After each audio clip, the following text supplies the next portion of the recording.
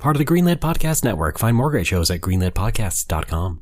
All right, Ray, here's what we're going to do. We're going to warm up with a little improv game. I'm going to read you lines of dialogue from the machine translation of Dragon Quest X that I've been using, and I just need you to respond.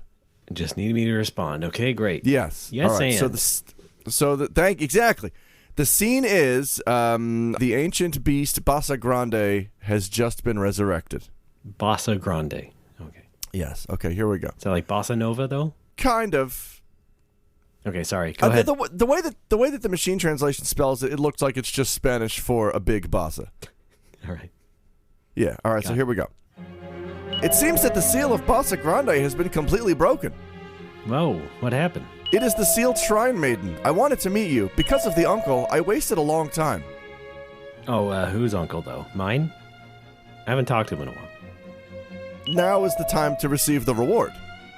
Oh, so do you know my uncle, or what? I'll defeat Bassa Grande. Lend me your power.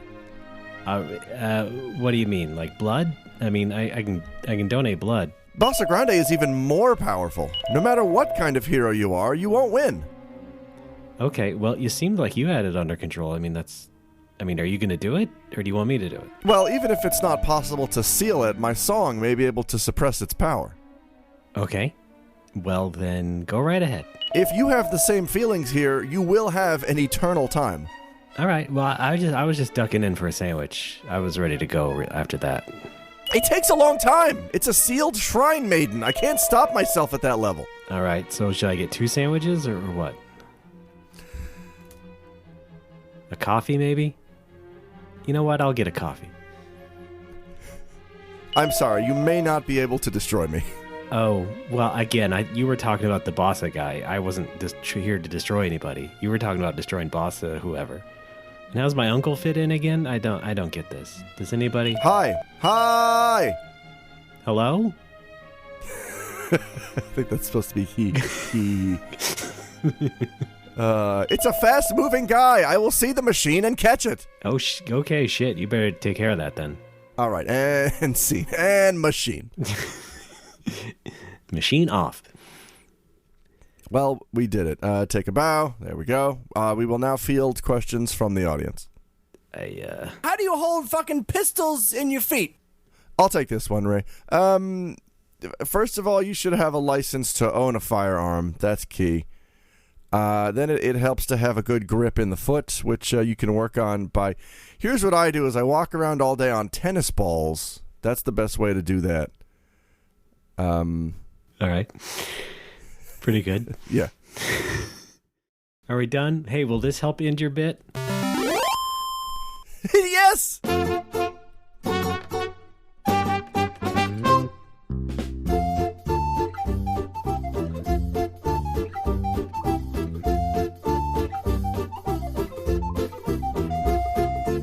No more whoppers. Welcome to the show, everybody. How's it going and hanging loose or tight? A little bit tight. We could all loosen up though.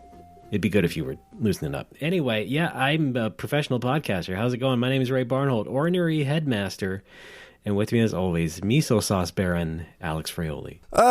If you have to be some kind of baron, miso is probably one of the more lucrative ones here in Japan, especially in Aichi. We love miso. That's the new slogan for the prefecture. It's almost like that's why I used it on your name. It's good. It's like TBS. We know funny. Yes. How's it going up there in Miso Falls, Japan? Good. Yes. Well, no, it's brutal. It's brutally hot. Yeah, it is. Kinda. It is oppressively humid. Oh, lovely, lovely. So you probably don't want to podcast too much today. No, I got the AC cranked. I'm good to go. Oh, okay. Well, that's good. Yeah, I can't even hear it. Do you got that good RTX voice? Yes. What does that stand for? Ray Tracing X? Royal Tenenbaum. Yes. Royal Tenenbaum's X. Yeah. That's the sequel. Hey, I heard the XFL's coming back. Well, supposedly, yeah. Cool. It already came back and then fucked up again. And then The Rock actually bought it. So let's see what The Rock does with it. What? Why did The Rock buy it? He's got money to spare. I guess. Yeah. I mean, if he's not going to be president, he can at least be president of the XFL. Should we join now? Yeah, you mean like an office job?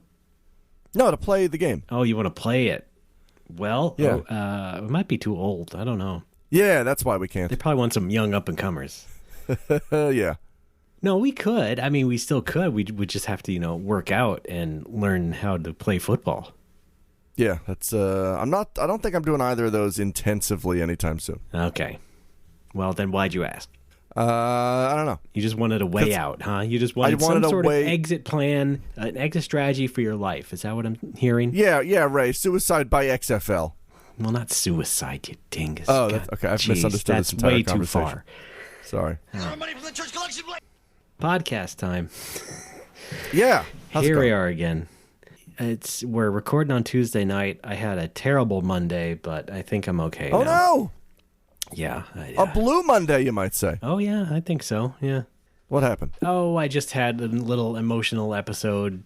A little bit of depression hit me for half the day, and then that lingered for a while, and I wasn't really functional. Did you get stuck in that loop that I get sometimes of video games are a pointless waste of time and I've wasted my entire life? What? Not directly, no. This was just social anxiety shit. Oh, no! That I went through, yeah.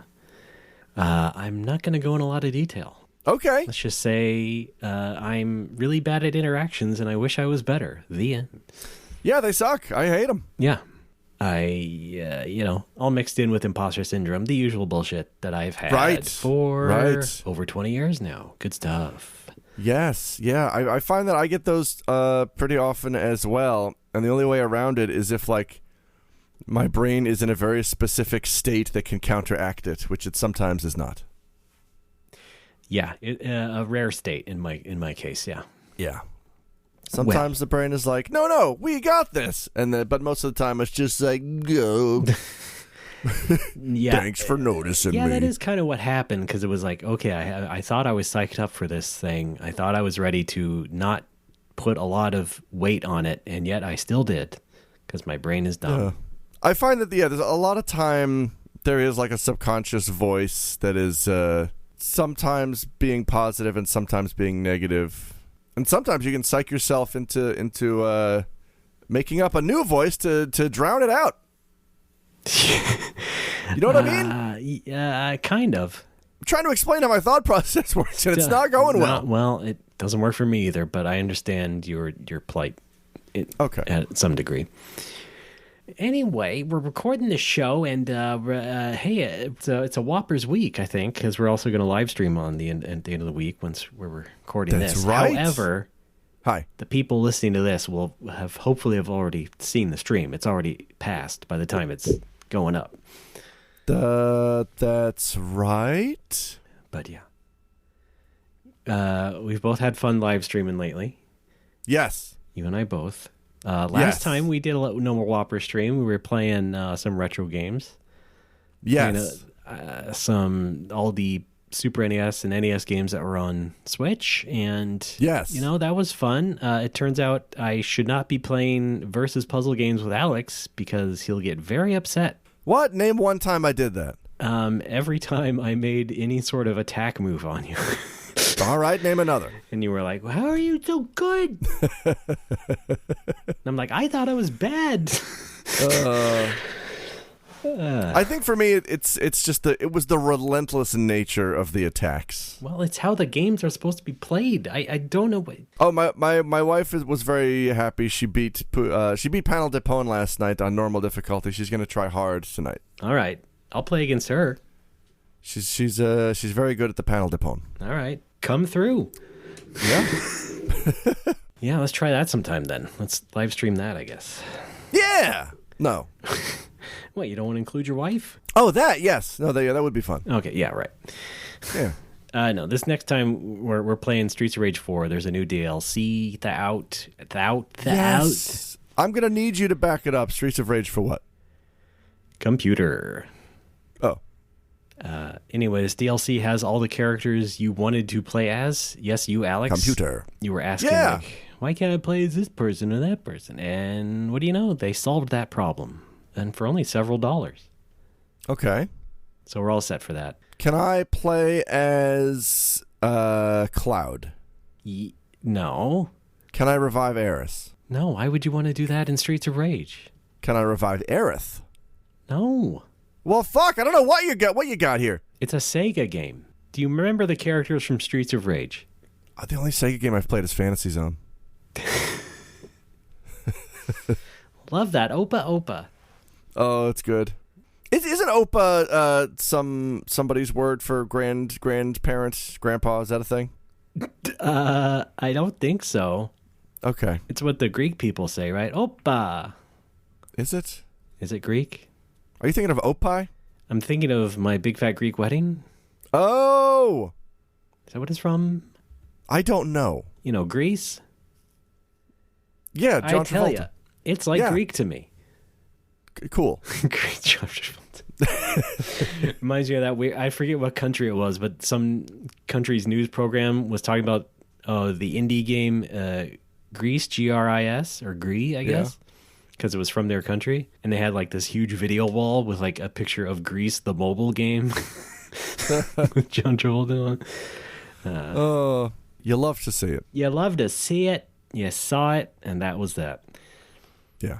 I kind of ended my streaming series, going back to streaming. I ended my streaming series, what I called the Summer of Summers. Because we were playing Boku no Natsuasumi games leading up to the Shin-Chan Natsuasumi game, which came out. Right. And that was a ton of fun. And now I'm just a free agent, let's say. Just free floating out there, seeing what's good to stream. I'd like to hire you. Okay, great. What's your rate? Rate? You know, salary range? What do you got? Oh, no. Oh, never me? mind. Okay. No, we're good. Darn it. Actually, no, I need you for a commercial. Yes? Here's what I need you to say. Go! Wagon R! Can you do that? All right. We're bringing back the Wagon R, huh? Yeah. All right, go for it. Let's do a practice take. Go. Just a second. All right, here we go. Go! Wagon R! You nailed it. Oh, wait. Cool. We can use that take. Thank you very much. Okay. Why are you pushing me out the door? Do I get paid or anything? Goodbye. When do I get to... Goodbye. Oh, Goodbye. Boy. I will call the police. But you invited me. We got it! Door slam.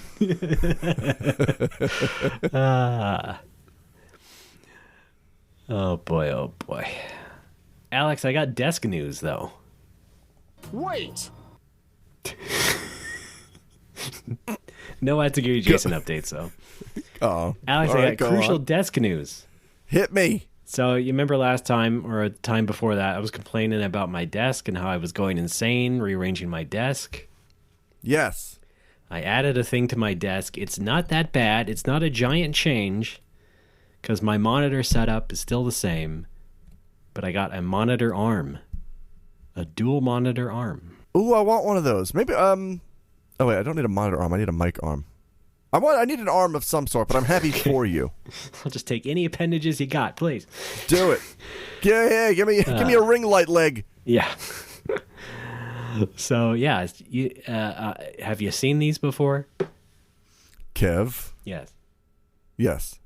All right. Well, anyway, yeah. So I got a pole towards the middle of the desk, and then two arm-type things.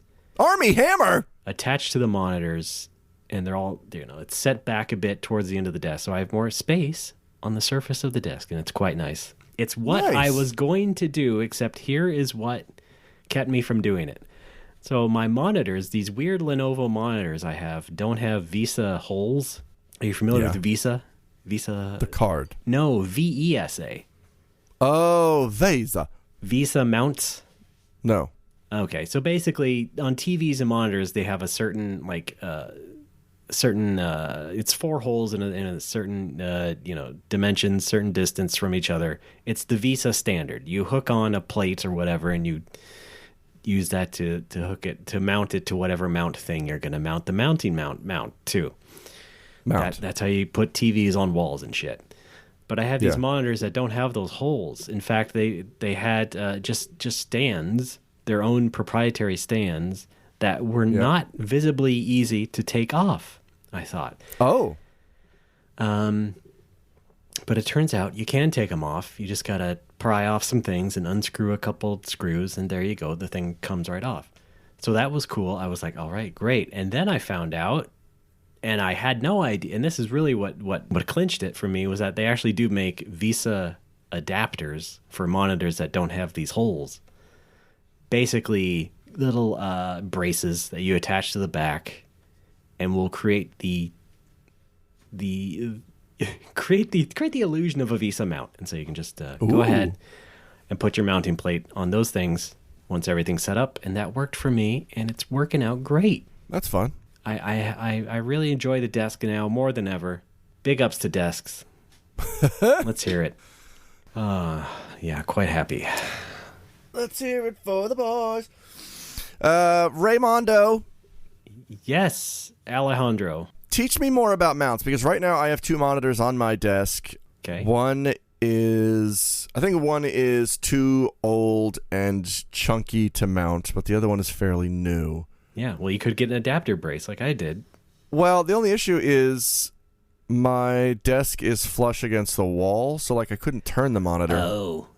You know what I mean? Yeah, and the other thing with the arms is that they're like arms, real arms with elbows, and they have to stick out to basically set up to put the monitors right next to each other. The elbows of these arms have to stick out, in your case, and touch the wall, and that wouldn't work. Here's how much I don't like that at all. Well, you don't see it when you're sitting at the desk looking at the monitors. So honestly, more important than a monitor arm right now for me is a mic arm. Because right now my mic is propped up on 3 books and a box of rubber bands. Yeah, you should probably take care of that. Yeah, thanks. Go ahead and get that settled. Can I use no mobile money for that? Yeah. Yeah! That's what it's there for, folks. Yeah. If you're giving to the Patreon, you're helping us realize our dreams. I mean, thanks for asking permission, but yeah, go ahead. We can finally quit our job at the Safeway. I'd say natural things like that, and any video or audio equipment that makes sense. Go ahead and get it. Okay, like an air horn. That's not really audio equipment, but it makes a sound. It makes a sound. Yeah, but it doesn't record or help produce sound in such a way that we would. So the complete inbox Talk Boy on eBay for $450. I could do that. Yeah, you can record and all that. Yeah. Okay. Yeah, why don't we do it? Why don't we do a Talk Boy episode? A Talk Boy episode. Yeah, wait, can we do that? If we okay, so we get on Skype, we both have a Talk Boy in front of us. We both hit record at the same time. Yeah. We send both tapes to one person, and they mix it down into one audio file. Uh-huh. And then put that on a computer. Right. I want to do a Talk Boy episode. I see. I mean, does it have to be a Talk Boy? Can you just do any sort of tape recorder? It has to be, right? It has to be a Talk Boy. I mean, once you mess up the speed settings and stuff, it's going to throw off the synchronization. Well, we're not going to fuck with the speed settings. Okay, then why have a Talk Boy? That was a roundabout way of me asking. Why would you need a Talk Boy as opposed to any other cassette recorder? The magic of a handheld recording device. You can be like a Kevin McAllister. Yeah, you can be a troublemaking... What? That's the thing. You're just obsessed with Home Alone. You just don't see the fact that there have been other types of cassette recorders throughout the ages. But for some reason, you're a hopeless millennial. You just want the Home Alone thing. Did I tell you about the guy who came into my Twitch chat and saw me playing Mega Man X and said, "Wow, awesome game. Good to see someone from Gen Z enjoying this classic." Yes, you did say that. Yeah, okay, good. At least on Twitter. But hey, you should have been like, "Oh, thank you. What a flattering thing to say. I guess I look younger than I am. Thank you so much." I don't know that I do, but I do get a lot of that on stream, which is sometimes very strange, sometimes just funny.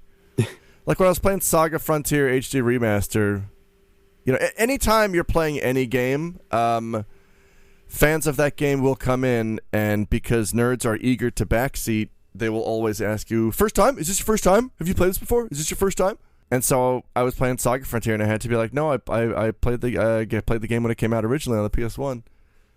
And the guy was just like, he was just straight up, oh, yeah, right, you played it when it came out on the PS1. And I'm like, I'm 38, what do you want? Yeah. Like, yeah, sorry. Old people can't be on Twitch. Yeah. Same with Dragon Quest X. No. When did you get into the series? 1989. Yeah, right. What the fuck? Why is that hard to believe? Oh boy, that people need to chill out a bit. Yeah, well, me too. Mostly. Well, yeah, well, but they're not the aggressive ones in that situation. No, I fully acknowledge that part of the problem is my brain. Right. And I don't know how to fix it. Well, also your youthful good looks. Well, thank you. I love being hairless. I've told I can play anywhere from I can play as angry as 15 to as angry as 47. That is so ass. Who knows why people think you are younger than you are? It's funny. I don't know. Maybe you are just like a perfect androgynous being. Yeah. Okay, not with that no, voice. I'm pretty stubbly. I don't think so. Yeah. All right.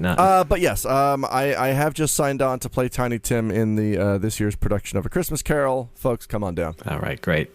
We're going to be at the Benedum. Hey, speaking of games that people are probably going to jump on me and say, this is your first time on? I was thinking, what can I stream next? What's coming out this week? Well, I'll tell you what's coming out this week. The Final Fantasy Pixel Remasters. The remasters. Oh my. The first yes. 3. And I was like, well, should I? No. Well, I did. Don't encourage that behavior. In fact, Alex, I bought all of them. Ray. Okay. As long as it wasn't no mo money. No, it wasn't. All right. Because I don't. It's not fair to have the fans be party to motions to that. Yeah, I went ahead and did that, and so I guess I'll try those out this week. They come out tomorrow or something like that. Yep. Have some fun with FF1, 2, and 3. Have some fun with FF1. I mean, really, the biggest problem is just the font, from the looks of it. 1, 2, and 3, I would say yes. Where it starts to get ickier for me is the sprite redesigns in 4, 5, and 6, which I don't understand. It's not a big deal to me, I gotta say. It is to me. It's nice, clean sprite work. Could have been a lot worse. Has been a lot worse.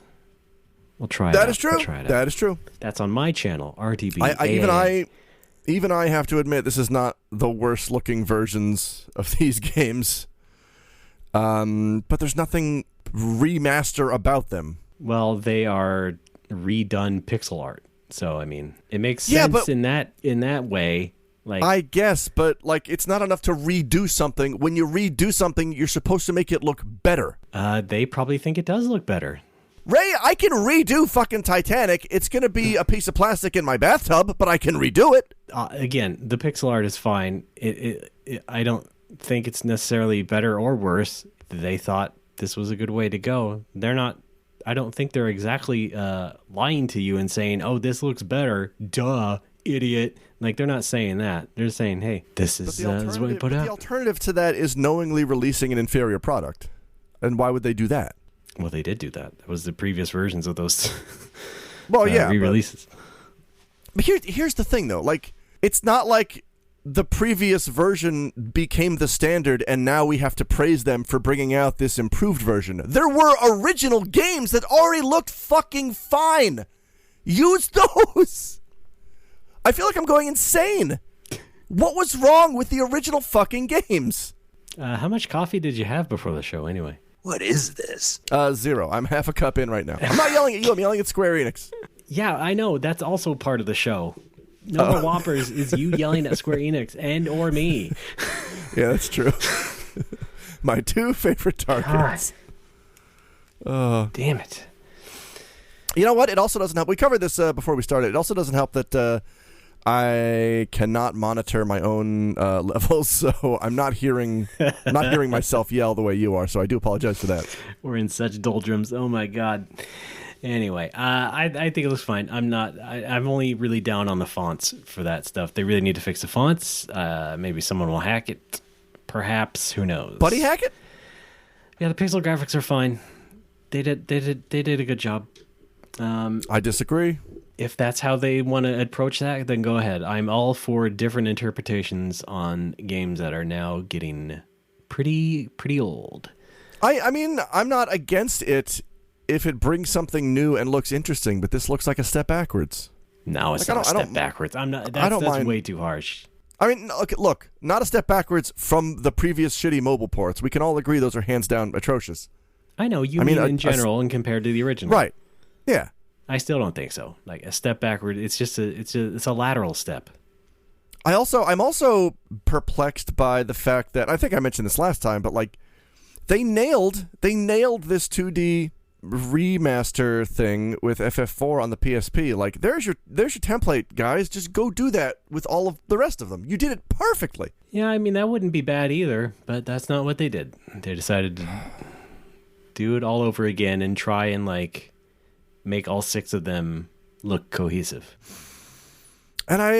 Which is interesting. Yes, interesting. Okay. Like it's interesting, but what's not interesting to me is paying $100 fucking for these. Well, it wasn't 100. Oh, in Japan it is. Oh, okay. Whoops. Whoa. Yeah, well, of course it would be in Japan. Yeah. Yeah, it's like that's like we talked about this last episode, but like nothing sets me off more than the blatant cash grab, and that's just what I see from this. Like nothing's really being added or changed that's significant. It has a mini map. Font is being made worse, and then they want more money. Like fuck off. They put a mini map on the overworld. That's an objective addition. That's a new thing. Okay. You're like, what are they adding to this? Well, they added a little bit of QOL. So what? TLC.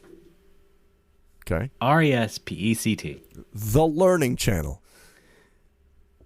Aretha Franklin. Yeah, did she start the... Wait, did she open the Franklin Mint? Okay. Well, this is going places, Is it true that Aretha Franklin was really into, like, crystal dragons and replica samurai swords? They got those in the Franklin Mint? Isn't that what they sell? They just sell, like baubles for, nerds? Baubles for boomers? Yeah. I just remember it for collector's plates and stuff. Oh, yeah, collector's plates. I just remember the one at the mall when I was a kid had, like, crystal shit and a lot of blades. The one at the mall? They had stores? Yeah. What the fuck? I thought it was only a store at the mall. I thought it was just TV commercials. What? Selling collector plates. No. What? So you never saw the commercials? No. I'm sure you have. Frankly, they sound made up. You have 40 years of TV in that brain of yours. I do. It's got to come up. I don't believe that for a second. Can you find one on YouTube right now? Okay. Maybe I will, smart guy. All right. Maybe I will, huh? Also, you sent me a link to a video in Skype that I don't think we watched, did we? I don't know. Because I would like to tackle this on the air with the audience. Wasn't it one of the Japanese commercials? It was Atsugiri Jason holding a hamburger. Oh, I think it was just a photo of Atsugiri Jason holding a hamburger. Oh, that was a photo? I thought it was a video. Yeah, no. Well, now I'm disappointed. What happens with the burger? And he had a pompadour. Yeah, he was shelling McDonald's, right? I guess. I was hoping we could avoid Atsugiri Jason this week. Yo, wait, but think back like 12 years ago. Remember when McDonald's had that ad campaign that was just a gaijin who wanted to go around Japan eating at every McDonald's and trying all the different burgers? Is this different from the Mount Fuji guy? Yeah, this is different. What was that guy's name? It was Mr. something. It might have just been Mr. Jason. I think it was Mr. Jason. Oh, that's right. Yeah. Yeah. I'm going to look up that commercial. Do what you were doing. I'm looking up the other commercial. Good. All right. We're just going right into commercial time. I guess so. Great. All right. Well, This is the show now. That's all right. I don't mind. For 150 years, the world's greatest locomotives raced across continents, firing imaginations and leaving whole generations in awe. Today, those great iron horses roll out again in one of the most impressive collections in railroad history, the world's greatest locomotives. 25 international history makers, crafted in solid pewter, as marvelous in miniature as the original giants were in steel. Remember the Union Pacific's Big Boy, the most powerful steam engine ever. I do. Britain's rocket, built in 1829, first to race at 24 miles per hour. Jupiter, the famous wood burner at the Golden Spike ceremony joining East and West. The French Grand Vitesse, world's fastest train. Altogether a collection so historically significant, it's the first ever authorized by the Railway and Locomotive Historical Society. Crafted by the Franklin Mint, unsurpassed experts in miniaturization, each piece is an original sculpture cast in fine pewter and then hand-assembled and polished. Yep. Study the intricate details of the world's first cowcatcher on the John Bull. The Just 2 minutes. You want to keep going? Scotsman, the streamlining on the are you using this in the show? Yeah. As your collection grows, Oh my God. you'll receive I no can extra barely hear the cost. guy. Okay, great.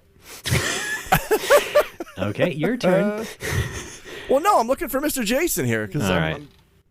Was it not Mr. Jason? No, I'm just getting Atsugiri Jason. Or did it start with an A? I want to say it was... Oh, wait, was it Mr. Andy or was it Mr. Andrew? Boy, how about those pewter trains, though? Certified and everything? Hey, what if those FF Pixel remasters were certified by, like, the Association for Final Fantasy Remakes? Would you do it then? Would you try it out then? If they were certified fresh, then yes. Do you want to just start that association? Do you want to, like, Yes, I certify do. Final Fantasy ports and make sure Square Yes. Enix is on the up and up? Seems like a fun Yes. gig, right? Yes. Yes. This is a drop Yes. now, isn't it? Yes. But you remember this, right? I'm not going crazy. Like 12 years ago, there was a series of Japanese commercials with a very clearly American gaijin, like blonde hair, blue eyes, the whole shebang. And this whole thing was just like, McDonald's Daisuke! And he just went across Japan eating every specialty burger that they made. Yeah. I remember something like this. Yeah, for sure. And I could have sworn his name was Mr. Jason, but apparently that is not true. It might have been, but yeah. I found it. Mr. James. Mr. James! Okay, hey, wait, I'm searching for James. Oh my God, hang on. All right, hey, I found it. Japan's Mr. James McDonald's TV commercial. Can you hear my system audio? I've heard it, yeah. Okay, good. All right, here we go. Yeah, okay, go. Try it. I want to play this. 日本人は優しいところが好きです。 Okay. Let me explain what I'm seeing right now. So I guess he's not blonde. He's like brown haired. It's. I found the same video, so yeah, I can. Okay, good. I can follow. Yeah, along. we got gaijin dude sitting on a couch. And he's almost like comes to Japan nerd to a fault because he's even wearing khaki pants and a polo shirt. Yes. Yeah. And he's wearing slippers indoors. But I think he is clearly still in his house in America. And he's just practicing from a Japanese phrase book. 日本人好きです。日本人好きです。これはペンです。これはペンです。これはペンです。 The fuck? 違うか。違う。Okay. あなが All right, a lot of this is not coming through. A lot of this is coming through in his awful facial expressions as he practices Japanese from a book he is holding called Speaking Japanese. Yeah. He looks like he is not just like cut from the mold. He looks like he is the proto white weeb who goes to Japan because anime. 隣の客は客だ。隣の客は横書き空客だ。 This video is 2 minutes. I think This video is maybe, 2 minutes long. I think McDonald's put this on their website or something. This is not the think you're actual right. TV version. Yeah, you're right. I did. Now, hang find, on, there is second one. Yeah. Yes, Gurakuro, CM, McDonald's, Nippon All Stars, Mr. James. Gurakuro is, I believe, is that a shrimp-based sando or some manner of fish sandwich that is very good. Let's try this.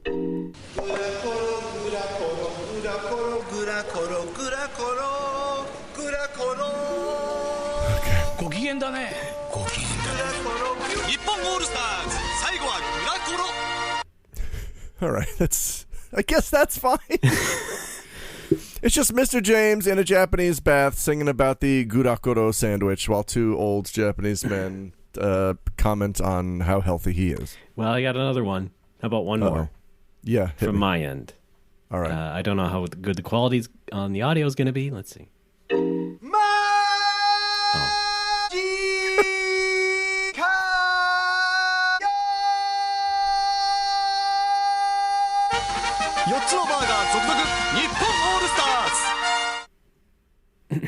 There you go. I'm going to show you the link to that in our chat Please. here. Yeah, I think I need some context. I think we need to describe this to the viewers. Oh my god! Even the the thumbnail is just Thumbnail nailed it. I'm playing it muted because okay. Yeah. So yeah, he's saying this at a laptop. It's the same scene as before when he was on the couch, but now he's expressing incredulity into a screen. What's he saying? Like Dekita or something? Hang on, let me hear it again. Let's hear it again. Oh no, Majite. Majika. Yeah. Majikayo? Yeah. Yeah, Majikayo. Now I want to do just a redub of that with Kanji from P5, or Ryuji from P5 going, for real? I feel like that's perfect. Yeah, it's very cute. Not bad. But yeah, I'm pretty sure Atsugiri Jason cribbed this guy's style. See, I don't think there's a style to crib. I think that just goes with being like a white nerd in Japan. Like I share a lot of those traits, not by choice, but that's just how we be. Well, I feel that there is still a specificity to that character's wardrobe. I think Atsugiri Jason, in his original incarnation, really seemed to maybe... I think a lot of what you're seeing as character choices are in reality just how nerds are. Okay, but like also, it's an actor in a commercial with a considered costume choice. So, and Atsugiri Jason, also a guy who went through the whole show business machine, probably also had some advice on how to dress and stuff. So I mean, he looked very nice in that suit when we saw him in that show. Right. I mean, originally when he was just in the white shirt and pants. I thought his original motif was supposed to be like English teacher. Right. Okay. Now, do you not think Mr. James is in that realm? He definitely, he does seem in that realm. Yeah. But that's what I mean. Like that they're naturally like that. But I'm saying but also you gotta consider this. Atsugiri Jason's debut was pretty close to this commercial, this ad campaign. What? Wait a minute. I thought he first appeared in X-Men issue 246. Okay, I'm just all I'm supposing is that Atsugiri Jason. I'm not saying he got the idea from Mr. James. I'm saying he was probably further inspired by that character. I completely disagree. I don't even think Mr. James was on... I don't think Mr. James was even on Atsugiri Jason's radar. Atsugiri Jason started off doing comedy on TV. Yeah, Atsugiri Jason probably also watched TV and saw the character. Saw it. Not aped him that's completely. I'm not even saying he aped him completely. And once again, you are getting way off the rails of what I'm trying to say, which is all I'm saying. Yeah, what is all you're saying? You probably looked at that and said, "Oh yeah, I could make that my stage uniform, so to speak." I don't think so. I don't think so. That's like if I can't believe you're shutting me down so much. I am shutting you down because it's silly. It's like if you ask somebody, "Hey, the whole fucking thing is silly." It's like, how did you become a professional actress and comedian? Oh, I saw those Progressive commercials with Flo, and I got real inspired. Nobody does that. No, nobody does that. But people see it and be like, "Oh yeah, I could borrow a bit of that in my next audition or whatever." Well, even that, I don't think there's... Shut up for 1 second, I beg of you. You are thinking that I am saying he looked at Mr. James and went, "Oh yeah, I should be exactly like that guy." No, that's not what I think. Okay. Well, the way you're yelling it at me really sounds like that. What I'm saying is... I think, okay, hang on. Let me first make sure that I understand what you're saying. And what you're saying is, Atsugiri Jason looked at Mr. James and thought, yeah, I can rock that aesthetic. More like, okay, well, if McDonald's is doing something like this, I could go ahead and push on with this character and see if it has legs. Because maybe an agency would be more inured to that kind of character looking guy. We need to ask Atsugiri Jason about this. Were you inspired by Mr. James? Because I don't think so. After we shit on him for an episode, yeah, let's get him on. Mr. Atsugiri, we have some questions. Mr. Giri. Mr.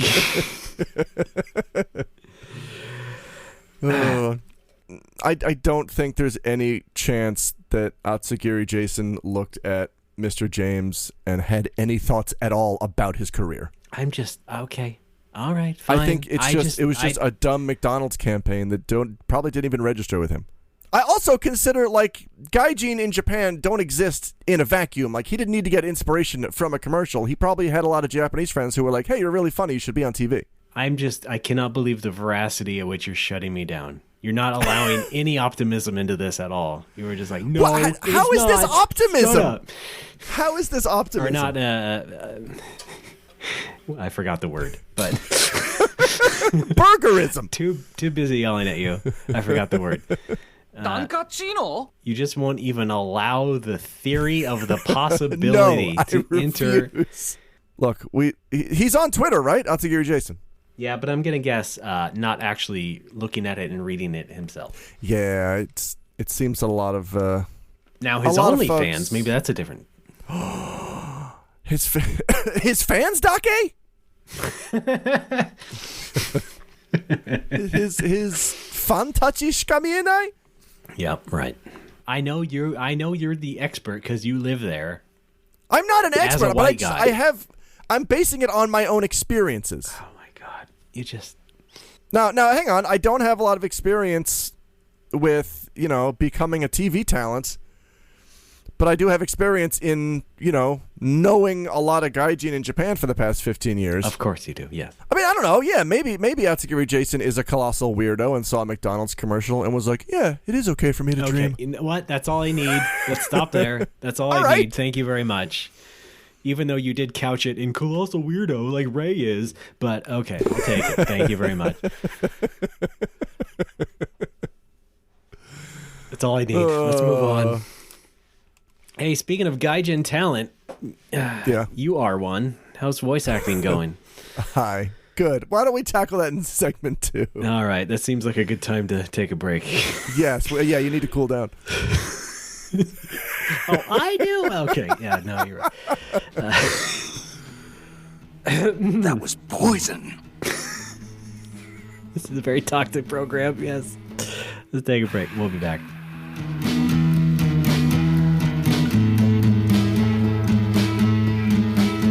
Mouth and body, head to head. Don't you know I love you? I'm at your command. Pleasure, it's all I've ever wanted. It's all I've ever needed to take me home. Hi, I'm Steve. And I'm JP, and we host a little podcast called Whatever, Nerd. A bi-weekly nerd culture podcast where we talk about subjects such as games, Comics, movies, voice acting. And did I mention games? You did. Join us every other Tuesday at whatevernerd.com. Or wherever you get your podcasts.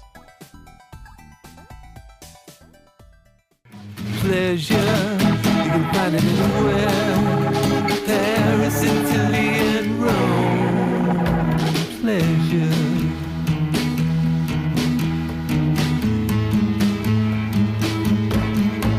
Lingerie and satin. Folks, we're back. It's No More Whoppers. I am Ray. That's Alex. Waving politely. All right.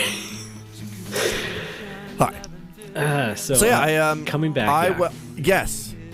Bring us back in. All right, bringing us back in. In 3, 2. Alex, voice acting. You've done it. How's it going? Hi. Well, I don't know. I don't want to refer to it as voice acting until I can actually be a goofy character, but I do a lot of voiceover. Okay, yeah, sure, good enough. I was just using a blanket term. I was in. Thank you, discreet VO. I was in Sound Bigot on Monday. Yes. Yes. The studio with the funny name that I think the only assumption I can make is, and I've said this before, they are extremely discriminating when it comes to sound quality. Yes, of course. That's the job where I do not get a script beforehand because it is sensitive information. It is a listening test for public high schools. Yeah. God. And typically I am matched with a woman from the same agency as me, and she is a delight. She has been doing this for 20 years. She is highly professional. She's extremely nice. Her Japanese is fluent. She's just very polite, very nice to be around. Is there anything we can recognize her from? Probably not unless you are a Japanese high school student or have been one in the past 20 years. All right, I'll work on it. All right. I'm going back to school. Is that not the progression of the Boku series? Just him as a teen? No. Teen Boku? No, no? There's no teen. No Teen Boku? No teens. Aww. Just the cousins and neighbors are teens. You knock on Ayabe's door, and he just answers and goes, "No teens!" and slams the door in your face. Hey, listen, Shacho, is that what I should call you? How about one where he's like a teen? It's like, no! No teens! Why teenage people? I was gonna go in a different way. I was gonna go coyly and be like, no teens. Like, oh yeah. MST3K there. Yeah. At first I thought you meant like COYLY. And then as soon as you said it, I knew that inflection from Mystery Science. Yeah. Like, oh yeah. All right. We'll talk about Ayabe later. So yeah, when I work at Sound Bigot, I am typically partnered with this woman. She's a 20-year veteran. She's great. She helps out a lot. Her Japanese is fluent, and she's just all around a joy to work with. She could not be there this time, so I was instead paired with someone from a different agency, who just struck me as a little off, and I don't know exactly. Okay. No, I do know exactly. It was a lot of things. I mean, the first weird thing was she didn't seem to speak a lot of Japanese at all. Okay. Which kind of made kind of like what should have been a 20-minute job took about an hour. Okay. Now, no Japanese. You mean like absolutely nothing? Not even like yes or no's? No. I mean, she had basic Japanese down, but okay, she got the yoroshikus down. Not even that. Oh God!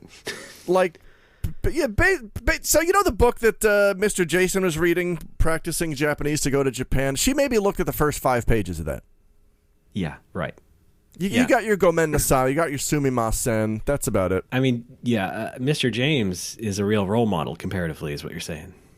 Yes, he's putting in the work. Yeah, and she was receiving instruction from the sound engineer and just kind of didn't know what they were saying. So, I mean, the problem was she needed to be saying things clearer, and they kept telling her that, please say this clearer. Okay. And when she didn't understand what they were saying, she would just go, okay, so slower. and I can't say anything because when they're re-recording. When they're re-recording dialogue for one of us, they cut off the other person's mic just to make sure nothing gets on the track. Right.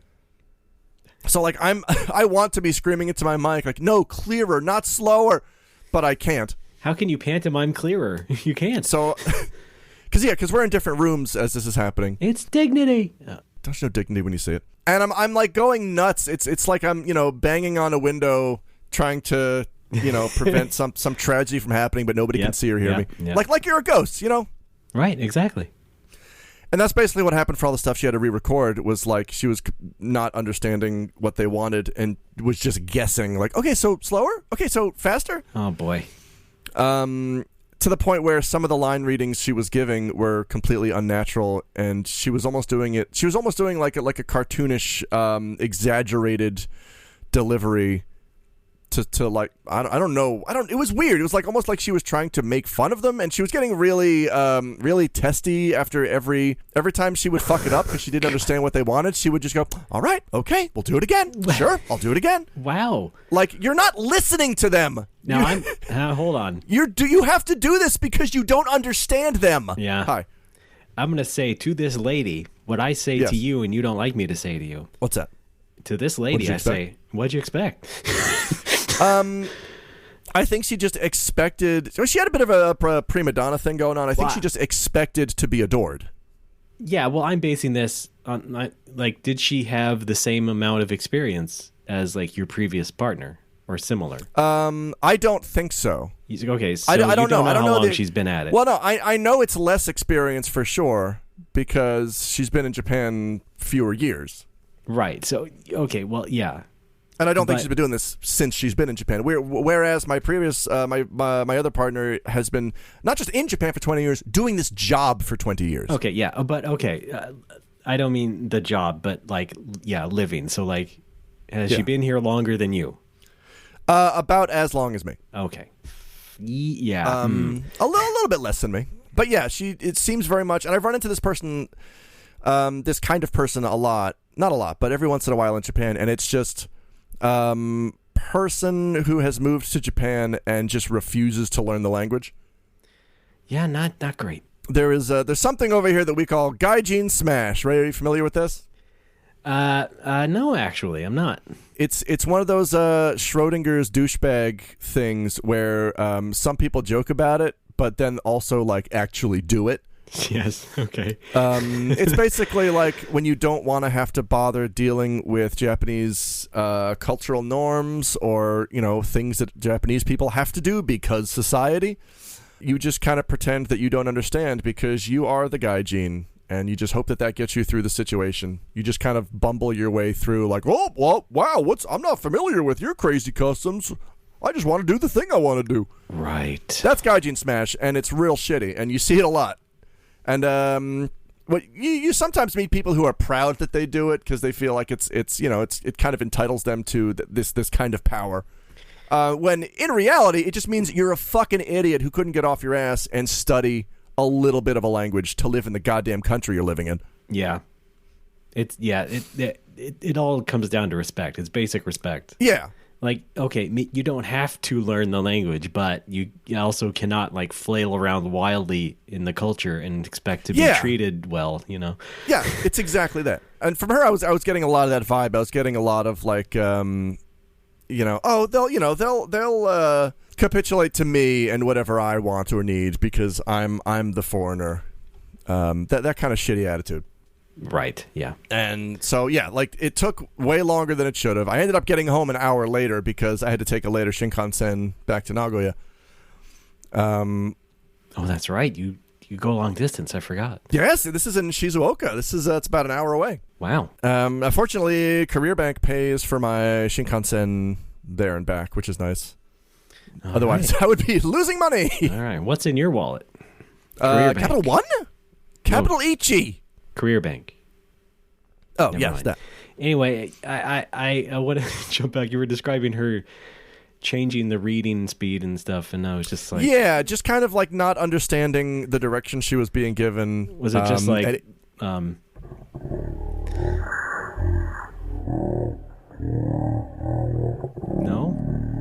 It wasn't quite that slow. That's more of... That's more of like an ornery Bigfoot. All right. More like this then. And this is my brother Alex Fraioli. Yeah, kind of like that. All right. So that was real weird. Like, that struck me as very strange to begin with. And then what really drove home the weirdness to me was on the way out. Like, I'm trying to make small talk as we walk back to the station. Yeah. And, my go-to small talk when we're coming out of Sound Bigot is, how about that name, huh? What a crazy name for a recording studio. Okay, yeah. And she goes, what? Bagoat?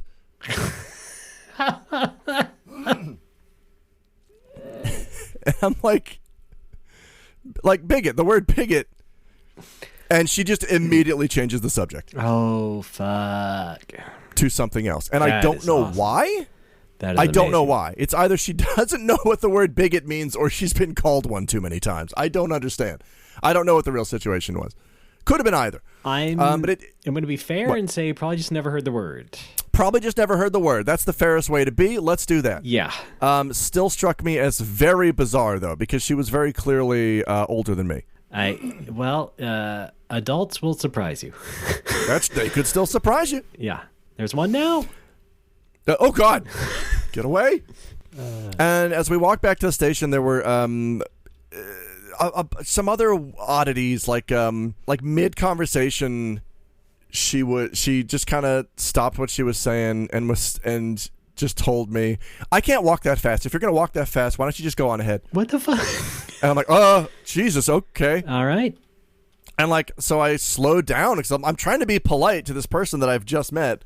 And it would be incredibly weird if I were to just say, okay, see ya, and then just walked over to the station in the middle of a conversation. That struck me as very strange. Well, she sounds like a delight. Yeah, she also gaijin smashed her way through an intersection by jaywalking at a light. Or not at a light, and not at a crosswalk. And again, I'm trying to get to know this person I might be working with in the future, so I am unwittingly jaywalking with her. And after the fact, I'm like, that was stupid. I should have just gone to the light and said bye. Right. Yeah. But she's just walking through cars, getting honked at, and I'm just like, what the fuck are you doing? And then she goes, boy, if this were Mexico, those cars would have hit us. And I think that was meant to say that she has lived in Mexico for a time, which... Okay. Possibly. I mean, whatever. Now okay. I'm swinging back to probably has heard the word bigot.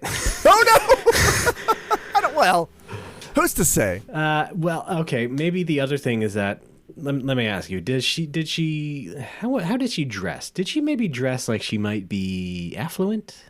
Yes. So I'm thinking maybe rich husband took her to Japan. I'm thinking the same. Maybe. I don't know. I mean, oh yeah, she did seem to enjoy making assumptions about me, which was something that I hate. Well, you are Generation Z, so something that I think most people hate. That's true. I'm 16 years old, and I hate being assumed. But you love Mega Man X. I do. It's so good. Oh, my dad used to play it all the time. I can't. How is it possible? Yeah, your dad must have showed you, right? Gee. I don't know. Maybe this is me in turn making an assumption about her, which is getting us nowhere. Well, let's see. But I think she said, so I saw you're married to a Japanese woman. And I said, well, yeah. Uh-huh. Oh, I bet you have kids. And I'm like, no. Well. And yeah. I don't know. I bet you have kids is a weirder question than do you have kids? Yeah. It is. Because it says to me that she was making the assumption that I, a lot of foreign dudes in Japan that just knocked up a Japanese girl and had to get married. Right. But I don't know. Maybe that's me reading too much into that. Maybe that's on me. But that's the tone that I was getting from her. I feel like she just doesn't know how to talk in general, based also on the walking ahead thing. Yeah.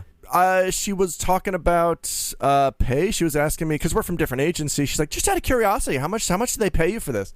And I'm like, oh, that's a real awkward question. And so I told her, and she goes, oh, well, I get more than double that. Oh, fucking Christ. And then she actually, this is a thing that actually came out of her mouth. Lord. Yeah? This is an actual thing that came out of her mouth. What is next? Oh, Lord. I don't get out of bed for less than 20,000 yen. I see. Okay. The thing about that is that that came early on in the walk, and it made just the rest of it real awkward. God. Like, to unironically say that, I think is a real move. Yeah, so, okay. I think we all pretty much know the type of person this is, so. Yeah. Now, here's the other thing, is that when she said that, my reaction was, oh, I better have a talk with my agency then. I'm going to have an uncomfortable talk with somebody about raising my rates. Yeah, you tried to make it. And then she immediately backpedaled to, oh, no, please don't mention that to anybody. Please don't mention that I said that. Fucking ask. Yeah, but now I'm like, why? If we're at different agencies, what does it matter to you if I try to negotiate for a better rate from a completely different... Like, what does it matter to her? And this is a sincere question. What does it matter to her? Probably doesn't, but you probably just caught her in a lie, and she was just like... Okay. But, even if I did, again, how would that lie affect her? Right. Well, it wouldn't, but I just mean it's one of those instant, in-the-moment sort of logical... brain fart things where you just don't know what to say next, and it's just like, oh, okay. Or was she just so? It seemed like she was tripping over herself to try to impress and brag, and I was getting a lot of narcissistic vibes. No doubt. Well, I could. Yeah, it sounds like that from the minute she walked into the studio. Yeah, and like I don't know. It's times like this, interactions like this, where I feel like, am I the narcissist?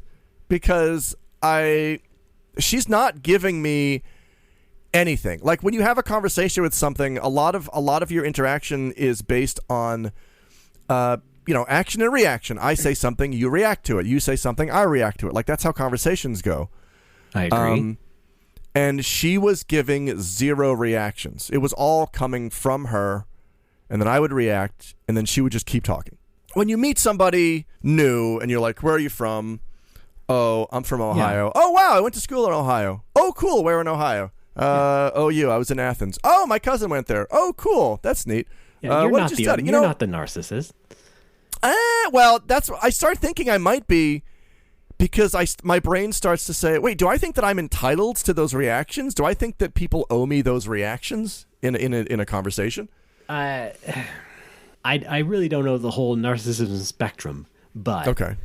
She's not like as far as Trump. Like Trump's on the extreme end, but she's like on the way. Right. If you were like that, you wouldn't even be talking to anybody. You wouldn't be asking them anything about them. I guess that's true. That's the whole thing I'm resting on, is that you at least try to be interested in people, and it's like, because that's how a conversation works. Expecting a certain reaction, I think, is just social anxiety on my part, at least. And for me, it's just like expecting things to go a certain way, and it doesn't happen. It's just like, I need this to follow my exact mental script, and when it doesn't, I fall apart. Yes! Okay, that's a good way to put it. Okay, maybe it's just my social anxiety kicking in when the conversation does not go as it's supposed to. I mean, we live in a society, etc. Please stick to the script. Don't go off script, please. It does for me, and that's what ruined my Monday, like I said. So no! Yeah. Aw. You don't want to talk about it? No, too many little details that would give too much away. I just... Oh, no? Okay, you were talking to a famous person. No. You were talking to a not famous person. Yes. All right, we've narrowed it down. Great, yes. But yeah, that's the weirdo I interacted with, and it got in my head, and it ruined my day for the rest of the day. Not for the rest of the day, because my wife and I went out for birthday dinner, which was very nice. We went out for yakiniku, which was delicious. But until then, this weirdo was dominating my thoughts, and I don't know, made me uncomfortable. Well, that sucks. Yeah. Happy birthday. Thank you! The big 5-0. Yeah, yeah, 500. Well, you're really up there. I am. Well, let's hope you won't have to interact with her many more times. However, you probably now have a good toolbox building up of how to deal with her. So, yes, and I think that's just do not engage. Yes. And I mean, that's something that working at the bar has taught me, is there are certain personality types that you just don't engage with. Yeah, I mean, that's another thing. I don't know why you would still be kind of second-guessing yourself in that situation when I feel at this point you've seen all types at the bar. That is true. Yeah, but like the dynamic is different between me and customer and me and like colleague, coworker, I guess. Okay, but okay. Also, don't you think you have the same small talk template though? Yeah, I do. But let's also consider that the bar is my sanctuary and it's my safe place. It's where I'm at the peak of my powers. Yes, of course. I feel comfortable there. I feel less comfortable on a city street walking back to the station with a weirdo that I've just met. Yeah. However, I've got 2 more jobs at Sound Bigot in October and November, which, according to Career Bank, I will once again be matched with the other woman, and thank God. Well, here's hoping. Assuming nothing bad happens. Here is hoping. More teens are having fuck. Hey, how about those Olympics? It cost $80 million. Wow, cheap Olympics. Yeah, the Olympics are going on. Did you see the game music thing? Yes. Did you see the precursor to the game music thing where Cornelius got canceled? No, what?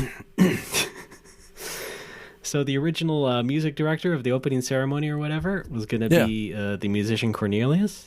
Yeah. He got canceled right up before that. What happened?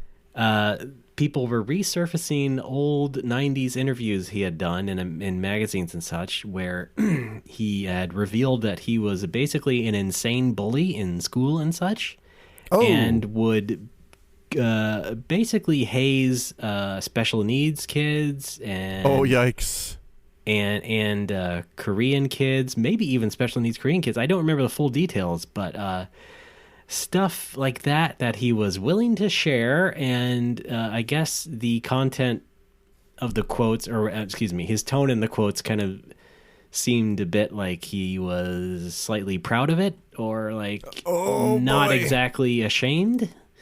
And this was like in the 90s. Now, for anyone who doesn't know Cornelius, he's like an electronic musician, basically. Yeah. I forget his real name, but he, so though that was resurfaced, like, pretty much the day of, I guess, the Olympics, were saying, hey, we got this guy, and they're like, fuck no, and so they let him go. So I guess the replacement program for the opening ceremony was video game music, featuring, of course, the Dragon Quest theme from everyone's favorite non-problematic composer, Koichi Sugiyama. Yeah. So we went from one guy who maybe abused some foreigners back in the day to another person who definitely doesn't think gay people are human beings. Yeah, among other things. Fun. Oh, yeah, and doesn't think Japan ever committed any war crimes in China. Right. Didn't think comfort women happened. But among that, many other hits from Final Fantasy, Kingdom Hearts, and Gradius. Who's competing in the 200-meter Gradius this year? Would you believe, once again, Vic Viper. He's got 28 gold medals. Yeah. He keeps winning. Oh, man. Who can stop him? Jesus. And then, of course, don't forget Road British. That's a reference to Gradius Gaiden, or Salamander, I believe. Yeah. Salamander. That's, I believe, Salamander, much like Contra, is what they call an ateji, which is basically kanji that you don't make them up, but you just choose kanji that sound like that word to use as the kanji for your title. You can do that with, like, your name as a foreigner. Yes, I've done that before. I think Nina Matsumoto gave me one on Twitter, which was something about plums. All right. King of plums? I'm the king of plums. Wow, pretty good. Yeah. I'm going to go with that. Maybe. Put on my business card. I've sort of done that when I had to fill out forms and stuff to, like, make an account at some Japanese website, and I just did random stuff that sounded like, you know. See, I had the reading of Ray or whatever. I have to put in, you know, when I file for the stimulus, I have to put in my name on the application, on the web application, and include the furigana. Yeah. And I think the way to do that, if you are one of us gaijin, is just in the name field, you put your name in katakana, and then in the furigana field, you put it in half width furigana. Okay. Or at least that's how the Aichiken website wants it. Sure. And so, like, that seems, I don't have to make up kanji for myself, fortunately. There is, of course, also infamous gaijin, Debito Arudo. Oh, yeah! Who did he make up he must have made up kanji for himself. No, yeah, that's why his name is that. Okay. I thought he just katakana-ized his name. Oh, but I guess that, because his name is David, it wouldn't be Debito, it would be Davido. Yeah, exactly. What? Anyway, so wait, I'm going to try to guess the kanji for Debito. Is it exit person? Yes. Wow! Yes, it is. No. I would like to look up what his kanji are, though, because that's interesting. Yeah, he was kind of a weirdo, though. He is kind of a weirdo. I found myself, my early days in Japan, I found myself kind of, like, agreeing with a lot of the things he said, and then as time went by, I'm like, chill the fuck out, dude. Yeah, I don't know his whole deal. Choose your battles. I was just like, yeah, He's one of those gaijin rights dudes, and like there's nothing wrong with that, you know, because we're human beings. We want to live in this lovely country as well. But it's a lot of taking extreme offense when someone does not immediately address him in Japanese. He's like one of those guys. Yes, my favorite kind of woke person. The extremely angry at everything. But that's hi. Well, but that's certain things. That's also a phase that I had to go through my first 5 or 6 years in Japan, was taking deep offense when I go to a kokoichi and they hand me an English menu. Right. And now I'm just like, whatever. Like, they don't know who I am. Like, the odds are I don't know Japanese because I'm probably a tourist. I just happen not to be, but who gives a shit? It's fine. I feel like the difference They're just trying to make the interaction go smoothly. Yes, exactly. I'd say the difference between him and someone like me is like, I have heard plenty of horror stories, or at least just plain stories about things like that, like the menus, for example. And have sort of horror stories. I didn't say that. I said plain stories like that on top of horror stories. Okay. Listening skills.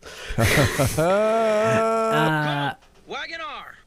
And so, you know, I feel not prepared, but sort of like, yeah, I kind of know what to expect in some degrees and in some situations in Japan. So I'm not like ready to be surprised or offended or anything of that sort of reactionary nature, you know. It's just like, yeah, okay, Japan works a certain way. People are going to be like this. It's not going to be exactly how you want it, because yeah, maybe you can read the menu, but just deal with it for the time being.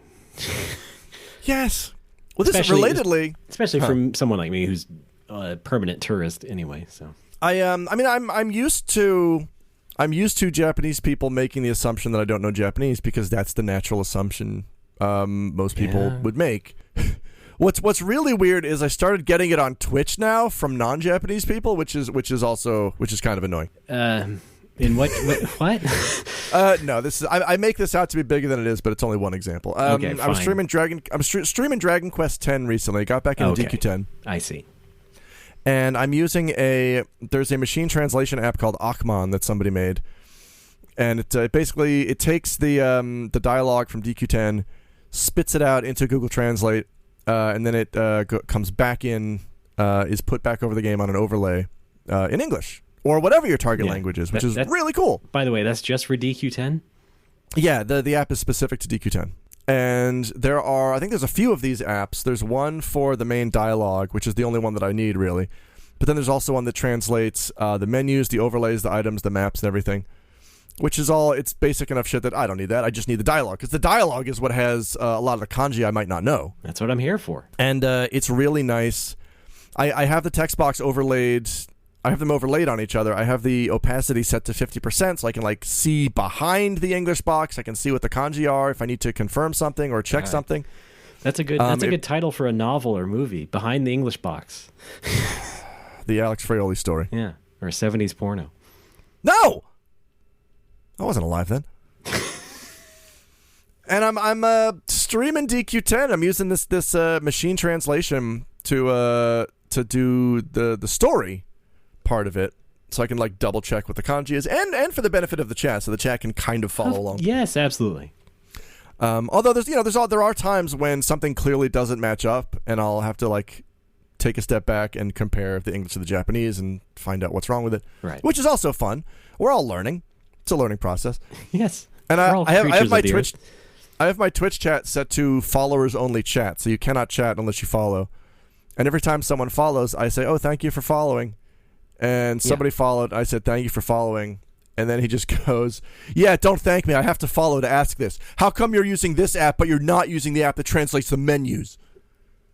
And it was, when you come up with the best response 2 days later? Yes. I did that. The jerk store called. The jerk store called, yeah. What I came up with 2 days later was, Gee, I don't know. Why don't you have fucking training wheels on your bike anymore? Right. But what I actually said in the moment, what was probably the better thing to go with, the polite thing to go with, was, "Oh yeah, it's easy Japanese and I don't need it." Yeah. Done. I would have just said nothing and went, "Okay, let's ban you and goodbye." I don't want to ban him for asking a question. He did leave immediately after that. He left immediately after that. He just did not care to be there. Doesn't mean you don't have to ban him. That's true. Had some fun bans recently. Okay. Mostly just trolls. Sure. That was a troll. No. I mean, that wasn't a troll because he had a legitimate question about an actual app that does pertain to the game. He was just being a total cunt about it. You know what I mean? Yes, I do know what you mean. Yes, and I don't have the patience for that. All right. But I do love to ban anyone who's doing an obvious troll, which is one of the reasons I instituted the follower only thing, because if I see somebody there was a guy with an obvious troll name that as soon as he followed, I'm like, yeah, you're gone. Uh-huh. So that happens sometimes. Or sometimes even folks who are just willfully obtuse. Yes. The person who asked me to stop talking so much, that's an instant ban. Oh, my God. I think we talked about that one already, but I don't think so. Oh, yeah. So I was playing FF Tactics, and I guess the dude wanted to hear the music, and the dude comes in and is just like, hey, Mr. Strimmer, and that's already 3 strikes right there when you call me Mr. Strimmer. Yeah. Hey, Mr. Strimmer, please don't talk so much. Bye. That must have been, I mean, was that like a foreigner or someone who just didn't know English that well, just being like... I don't think so. Or was it I mean, that's the other thing is, if I do, I will immediately backpedal and apologize to someone if it turns out that English is not their first language. But if it is, you have no excuse. Well, I mean, yeah, they were still being a jerk either way. So yeah, just ignorant. Like, please that's not stop what Twitch is talking. For. Yeah, please stop talking in your live stream. I really.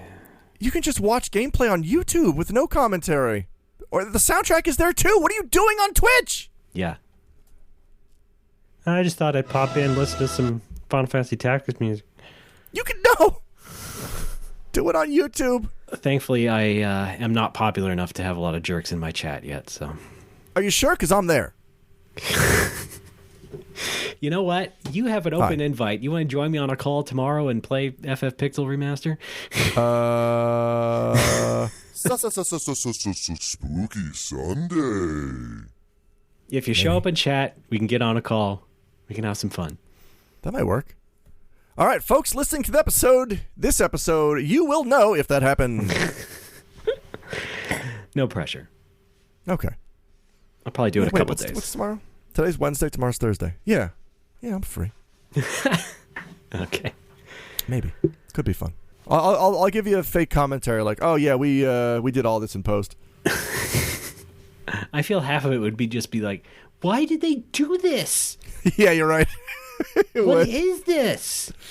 What was wrong with the original Goblin? Yeah, exactly. And then finally, why Japanese people? Why? Well, listen, I'm a professional. It's okay if I buy all of them and play them. I guess? That's my excuse. Are you a professional? I did get some money on Twitch, yeah. Nice! Not a lot, but probably more on average than I get for Blast Rush, so... Oh, okay. It's all very small amounts. Let's just say I'm a gamer. Yeah. I'm proud of you, Ray! But I was playing Crayon Shin-Chan. That's right. Oratohase no Natsuyasumi. Waranai Nanokakan no Tabi. What is this? Yeah, that is the actual name. All right. Just making sure. And Alex didn't correct me, so I guess we're good. I don't know the correct name. Yeah. All right. Any questions for me? How are cars made? No, about the game. Oh! No. I don't like Shin-Chan. I'll put that right out there. All right. Well, do you like Boku no Natsuyasumi? Yeah, I sure do. All right. What don't you like about Shin-Chan? Every piece of shit boy that I've ever taught as an ALT in elementary school was basically just doing an impression of Shin-Chan. Yeah, I guess that would be like a good reason. Right down to the voice. Yeah. Just talking about their wieners, trying to take their wieners out. Yeah. Spanking they ass. Yeah. It's the kind of kid you don't want to have in a classroom. Right. You know, I'm sure it's very cute if you're not a teacher or in education or a parent. It's real annoying if you are. Okay. Well, I can at least tell you that... Let me sum it up this way. Every kid that ever punched me in the dick was doing a Shin-Chan impression. At some point, they were doing that fucking voice. Well, aside from the voice, There's none of that in the game. Good. It's just mostly him doing his malapropisms and people yelling at him for that and whatnot. It was an all right game. All right. It has more in common with Attack of the Friday Monsters than any other Boku no Natsuyasumi game. Okay. And I said that in stream too. It was like I think we're in a post Boku world. We got Kazayabe is now making games with very similar aesthetics, like no teens, like Friday Monsters. Yeah, no teens. Actually, there's teens in the Shin-Chan game. So, some like teens. Yeah, but you can't play as them. Aw. Yeah. But I did buy it twice. I got the digital version and then the physical special edition. Why? Because well, video games can't get fooled again. Okay. Well, hey, I bought 2 and 4 both the same way. I bought both versions of that. Okay. Well, part of it is because the digital version I can have at the exact moment it goes live and play it. Okay. Boken to the Natsu volumes 1, 2, and 4. Exactly. All right. But and that was definitely beneficial when streaming it.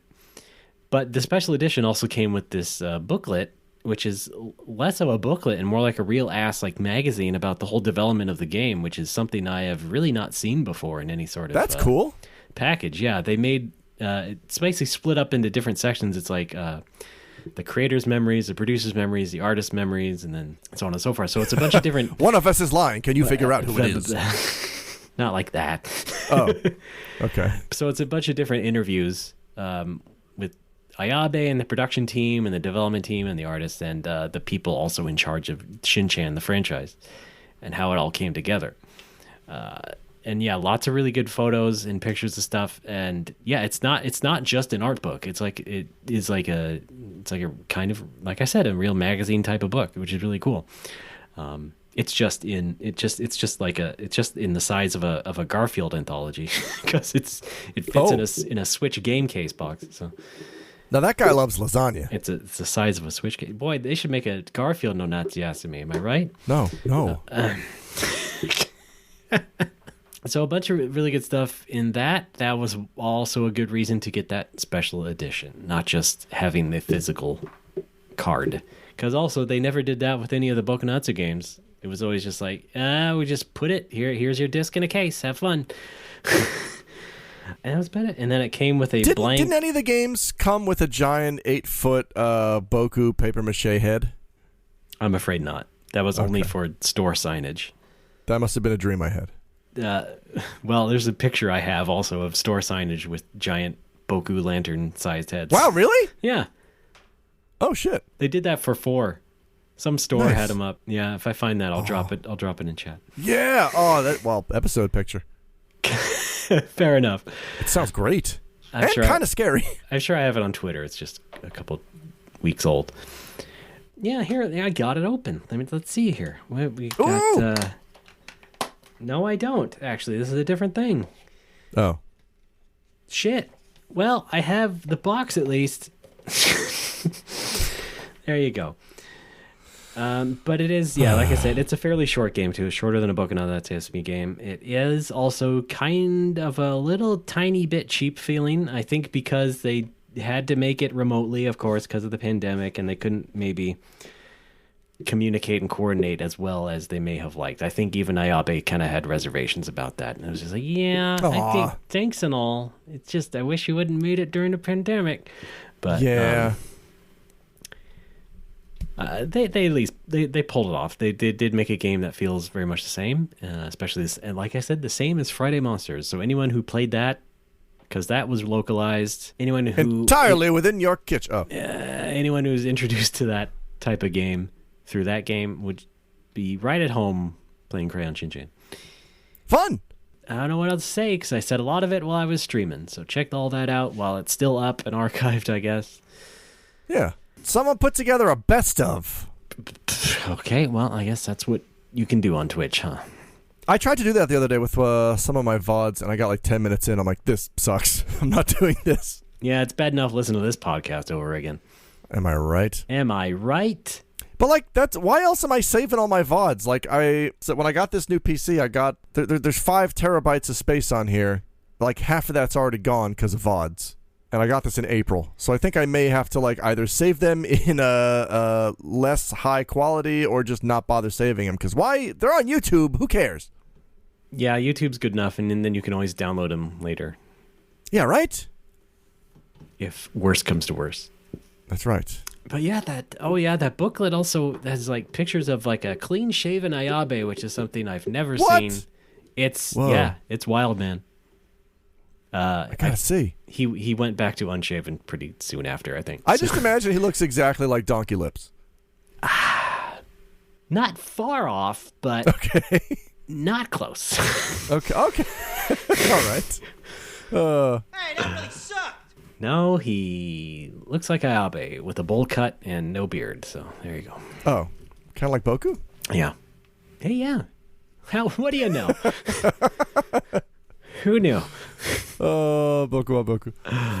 This has nothing to do with the game, but of course I am Facebook friends with him, and several weeks ago he posted like a picture, like, okay, I guess like his daughter who's at college won some sort of contest or something, and won like a turntable. Whoa! And it was like a pretty big deal kind of turntable thing, and I guess as he was telling it, she was kind of like, I don't know what to do with this. Let's give it to Dad. He's the one who likes electronic music. So he was given this very expensive turntable system.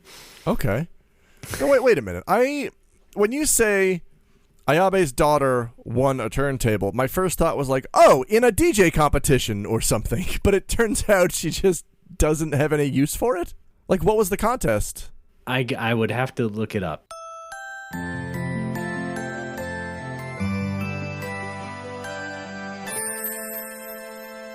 Okay, so here was the situation.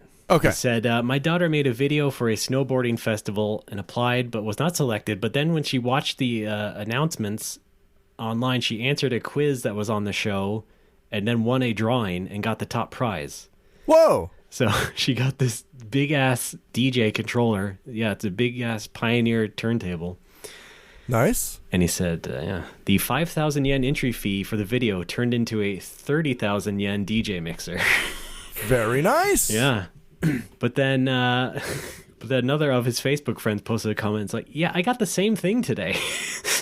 What? A white one. Somebody else is like, yeah, I got the white one too. What? That's the fun of Facebook. How's his curry business going? I don't really know. I don't see many updates about it. I assume they're going through the same COVID shit everyone else is. Because that's in, where's that? Is that based in Tokyo? Yeah, it's all of his stuff is in Ikebukuro, so. Okay. Because I heard from somebody recently, I assumed all of the business stimulus was nationwide. Apparently it's only certain prefectures, and not everyone in Tokyo is getting it. Oh, I see. Aichiken is being very good about it. Osaka is very good about it. But I was seeing stuff in the news about how, like, yeah, a lot of like mom and pop stores in Tokyo have had to close because they're not getting anything. Oh, weird. Which seems very unfortunate. Yeah, and I feel like I've gotten more money than I need. Yeah, okay. And to the point where I feel like a lot of it's just going to be taxed right back to the government because it's counted as income. And if I can't find some to spend it on, or if my accountant can't find a convenient place to store it, I'm probably going to lose 40% of it. Jesus, okay. Yeah, I mean, yeah, corporate tax in Japan is very high. Of course. Because they're kind of lenient about everything else. Right. Like in terms of writing off business expenses. Which leads me to, because is it time to buy a gold Rockman 4 cartridge? Maybe. So there's no way you can actually just like save it. No, because it's considered taxable income. And I kind of have to report it to the government because it's from them. Okay. Or I have to prove that I spent it, which I can't. Oh, right. Okay. Yeah. So it's either lose some of it in taxes or spend it. Spend all of it? That's why, is that right? That's why I'm thinking, like, buy something expensive for the business that I can then sell later, yes. to, like, get those assets Well, back. you might have trouble reselling a gold Rockman 4. Why? Well, I mean, the store selling it probably can't move it that fast. Yeah, but like the thing about the gold Rockman 4s is that they exist in Japan. They've been passed around domestically. No one's tried to sell one online. There's plenty of rich nerds who will pay a lot if that auction goes international. You know what I mean? I see. You're going to take it international, huh? Yeah. Right. I mean, I'm not planning to yet, but like I need to do something with this money, and what better thing to invest in than this game I love, a rare version of it. What better thing? Well, let's think about that. It's got to be something that is clearly for the business, though. Okay. Yeah. You don't need like a new fryer or anything? No, I bought one last year. All your equipment's up keeping up shape? Everything still works, That wasn't English at all, but you understand what I mean? Okay. I have been thinking of knocking out the bathroom in the back and just extending the bar and putting a table in the corner. Because we have a nice bathroom in the hallway. All right, yeah. But I imagine I would have to talk that over with the landlord and... All right, well, step back a bit. Anything else furniture related you could get? Maybe a new table. Yeah. But even that's like, a couple $100. All right, fair enough. I don't know. I sent an email to my accountant like, what do I do with this?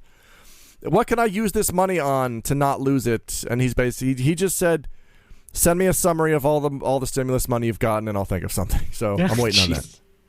Yeah. All right. Well, nice of him. I mean, it may be something as simple as just invest it in company X. True. You could do that. And then once tax season is over, uninvest. Okay, sure. Yeah. I don't know. I'm kind of questioning the legality of how any of this works, but I'm leaving it to the experts. If you can move it overseas, I got a company you could invest in. It's very difficult to move that much money outside of Japan. All right. Then I'll set up a bank account. Can't be that hard. No, God. Well, we've come a long way, baby. Why don't we take a one final break? All right. One final break. Good. Sounds good. Bye.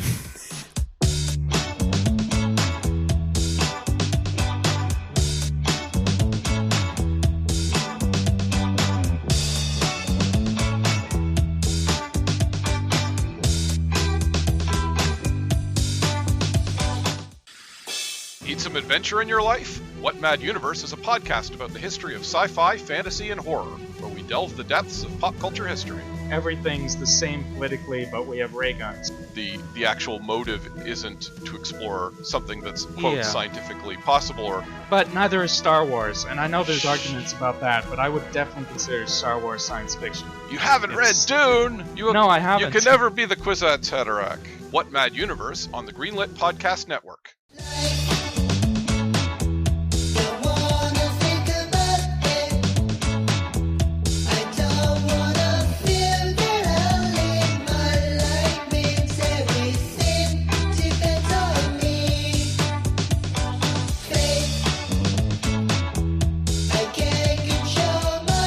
Folks, we're back. It's No More Whoppers. I'm Ray. That's Alex. I think I've been loud.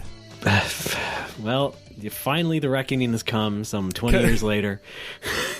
Because I can't... Hang on, can I turn up my cans? Can I... Oh, boy. Ba-ba-ba-boop. No, not really helping. Anyway. Raymond? Oh, God, I am loud. Oh, no, I'm loud! God damn it. Speaking of loud...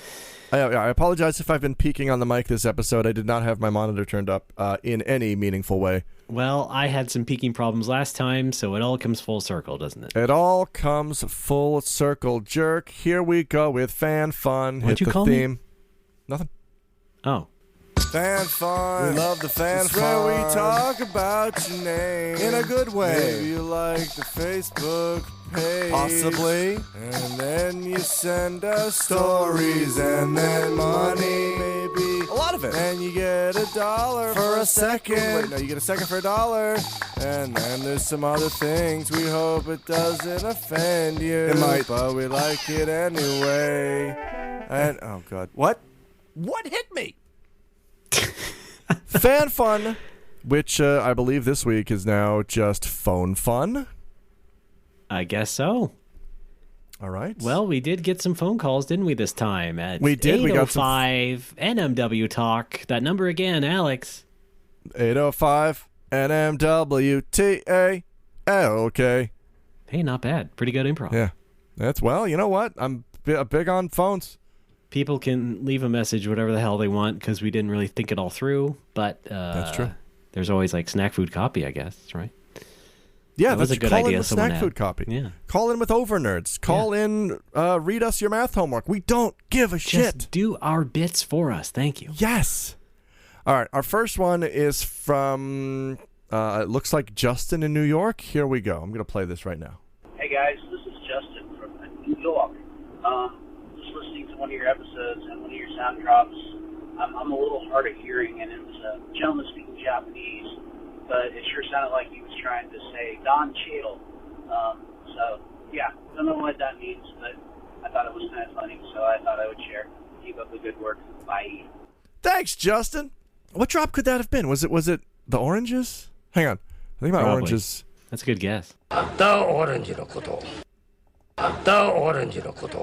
that sound like Don Cheadle at all? I mean, I don't hear it, but I think you could pick it out if you were someone. No, wait, I know what it is. Dankachino? Oh, sure. It's Dunkachino. Right. No, Justin, that is Dunkachino from the Japanese dub of the Dunkachino commercial. Dankachino? You know what? Why don't we favor the listeners with the original commercial? I think we're going to find it edifying. Okay, interesting word. Yeah, there we go. Wow! アルパチーノよ。もうあるじゃないんだ。俺はダンク。ダンカチーノ？そう呼んでくれていいぞ。俺のな。ダンカチーノ。新登場。ダンカチーノ。クリーミーなドリンク。欲しきゃこれ。お見舞いしてやるチョコブレンド。アッティカ風はラティライト。誰もが仰天新ドリンク。惹かれるフレーバーヘーゼルナッツ。カラメルマーブル飲みたいだろう。みんなが欲しがるダンカチーノ。何度も飲みたいダンカチーノ。子供もじいちゃんばあちゃんも行列しちゃうよダンカチーノ。俺の名はダンカチーノ。ダンカダンカダンカダンカダンカチーノ。There we go. All right. Fantastic. We have fun here. In theory. Yeah, we do. We have some kind of fun. All right. Thank you, Justin. We have another one here from Parts Unknown. Oh, my God.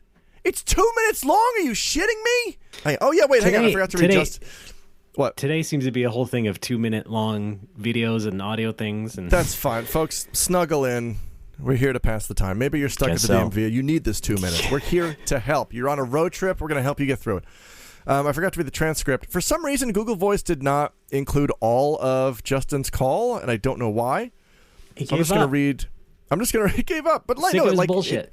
It's not like it cut off. It just cut out parts in the middle, which I don't understand. Oh, yeah. I don't think it was because he was too quiet, because we heard him pretty clear. But I'm going to read it. Too quiet for the robot. This is what Google Voice thought Justin said. Hey, guys, this is Justin from New York. I'm a little off, like you, trying to say Don Cheadle. So, yeah, don't know what that means, but I thought it was nice. So I thought I would share my... Yeah. All right, so it does cut off as well. Okay. Yeah. All right. Here's one from Carl in Philadelphia. I'm going to play this. Uh-huh. All right. Now. Hey, Doc Don, what's up? I have maybe kind of an under-nerd. This week I had an interaction with one of my little siblings. I might be in the younger demographic, mid-20s. Got some siblings who are teens these days, in the TikTok era. Apparently anime is kind of big on TikTok with some of the young cool people these days, which is weird, very, very odd reversal of fortune there. But I had a little weird interaction with my little sister the other day. I was out and about in the neighborhood, and my mom asked me to pick up my little sister at the mall and bring her back to the house, which I did. She bought some Pocky at the mall, and I bring her back to the house, and she tells my little brother that this is what Asian people eat, which is a little a little problematic. But I mentioned that I'm sure he knows he's a weeb. My older brother's into Naruto and the like, the things that late teens are still into all these years later. Yeah, I'm sure he knows he's a weeaboo. And my little sister says, "What's a weeaboo? Do you mean a weeb? It's not weeb. It's not weeaboo. It's weeb." What?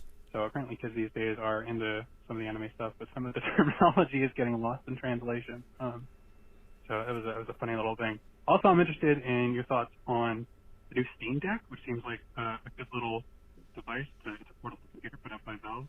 That seems kind of neat.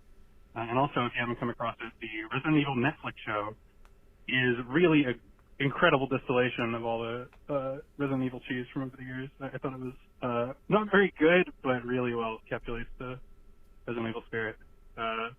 Thanks for the podcast. I'm glad the show feels pretty good these days, and look forward to listening. Thank you, Carl. Hang on, wait. There was a follow-up call because Carl forgot to say Carl. Hi, sorry. That last call was also from Carl in Philadelphia, who forgot to say their name. Also, interestingly enough, I think Carl is the highest name you guys have gotten on calls. Someone else can fact check that, but I might be like the third or fourth, which is surprising. But one of those might be that guy who gives a name that isn't his real name. Anyway, thanks for the show. All right. Carl is on to Smooth's shenanigans. But hey, you know what? You don't have to say your name. You don't. Just call in, have a casual chat. It's you fine. can make one up. We should make up like an Alan Smithy, like a standard fake name that our callers can use if they don't want to give their real name. Well, sure. Or we can just be like a secret sex club and be like, there's no names here. Yeah, but names are fun. And we can all wear masks. But like if you want to call in and give your name as Diplodocus Steve, you can do that. Yeah, true. Yeah. Or we can all join up one night in a place, say there's no names here. Hey, guys. We're all masked up, both eyes and mouth, and, bang around a little. Hey, what's up, guys? It's me, King Jim, calling from Tallahassee, Florida. Hey, guys, it's Kim Jong Fun, with some snack food copy. Well, I think for we're you. on two different tracks here. Yeah, I think we are. Yeah. I don't appreciate you not supporting my bit. Oh, well, what was your bit? Oh, my God. So that's our calls. It's a whole new game. Do you want to read the transcripts? Yes. Yeah. Hey, what's up? I have maybe kind of an under-nerd this week. I had an interaction with one of my little siblings. I might be in the younger demographic, mid-20s. I got some siblings who are teams these days in the TikTok era, currently animes. Kind of a big on TikTok with some of the young, cool people these days, which is weird, very, very odd reversal of fortune there. But I had a little weird interaction of my little sister the other day. I was out and about in the neighborhood, and I'm on my way to pick up my little sister at the mall and bring it back to the house, which I did. She bought some Pocky at the mall and bring it back to the house, and she tells me, a little brother, that this is what Asian people is. A little problematic, but I mentioned that I'm sure he knows he's a wee mailed brothers in the Naruto and in the lights off. Like, teams are still into all these years later. But yeah, I think I'm sure he knows his way of my little sister says, what's the body, what's your booty? You mean a weed? It's not what you believe. So apparently kids these days are in fact the anime stuff. But some of the terminology is getting lost in translation. So it was a funny little thing. Also, I'm interested in your thoughts on the new Steam Tech, which seems like a good little. Some kind of meat, and also am across the Resident Evil Netflix show is really incredible distillation of all the Resident Evil dead. I thought it was not very good, but really well calculates the present Michael spirit. Thanks for the podcast. I'm glad to show just looking at these days and riddles. Thank you, Carl. Thoughts on the Steam Deck? Have you heard of this, Kev? Yes. You first. I want everyone to imagine in their mind a perfect image of the number 0. If your culture does not have a concept of 0, just imagine a big circle. There it is. All right. Yeah, I got nothing. I don't care. As expected. Yeah. Well, you want my thoughts? Yes. All right. It's big and kind of ugly. Okay. I guess it's a good thing it has a dock, because then you can have a nice little PC to play on the TV when you want. And then, I mean, sure, it's a portable, but I'm not taking it to the goddamn doctor's office. You know what I mean? What is this? It's so big. Yeah. I wouldn't even do that with a Switch, to be honest, but... yeah, I don't... Yeah, I mean, where am I taking this? The reason I like handheld gaming is because it's easy to do in bed. Yeah. Or if I have to on an airplane. Like, I'm not taking it across town. Yeah, I'm not taking it to the doctor's office. I'm not taking it on the train.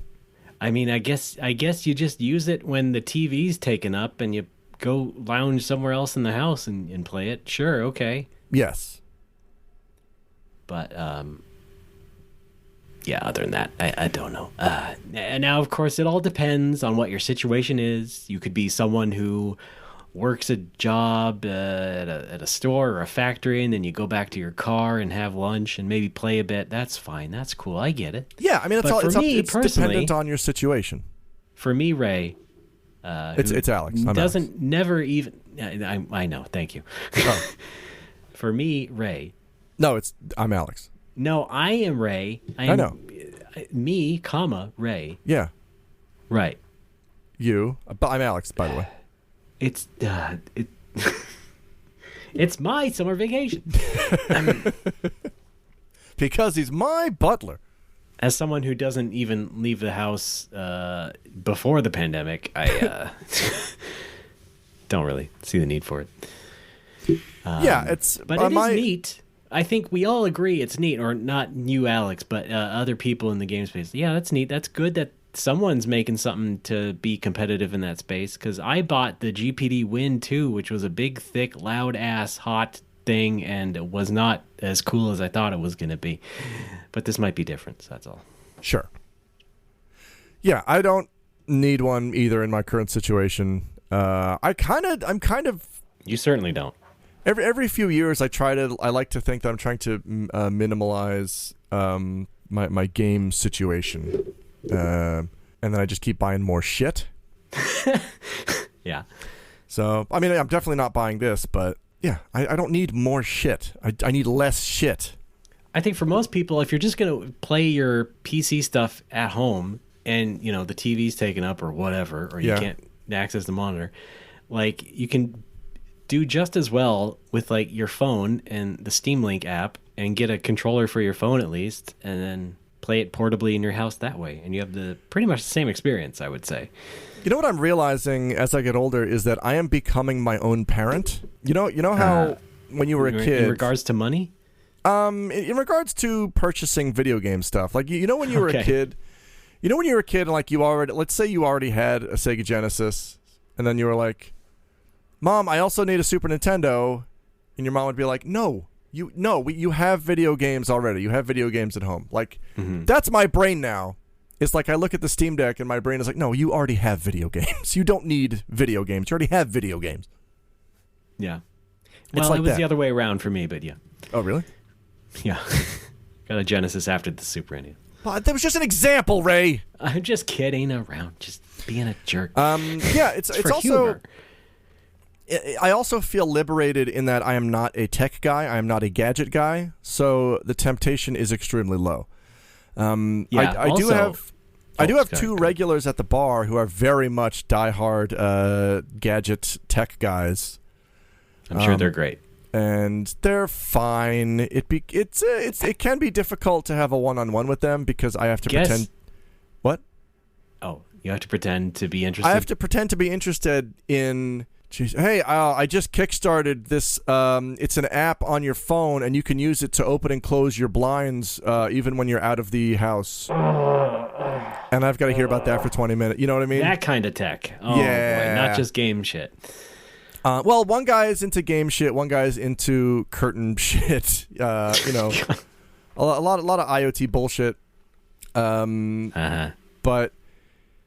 But the nice thing is that and this happened the other day, when they're both in the bar at the same time, they cancel each other out because they just talk at each other. Sure. It's like in MGS5 when you have a troublemaker on Mother Base. He fucks everything up, but if you have two troublemakers in the same unit, they cancel each other out. It's exactly like that. Guess what I'm playing on Steam Deck? MGS5. You got to see which one of those guys gets a Steam Deck first, and then... Oh, I know which one.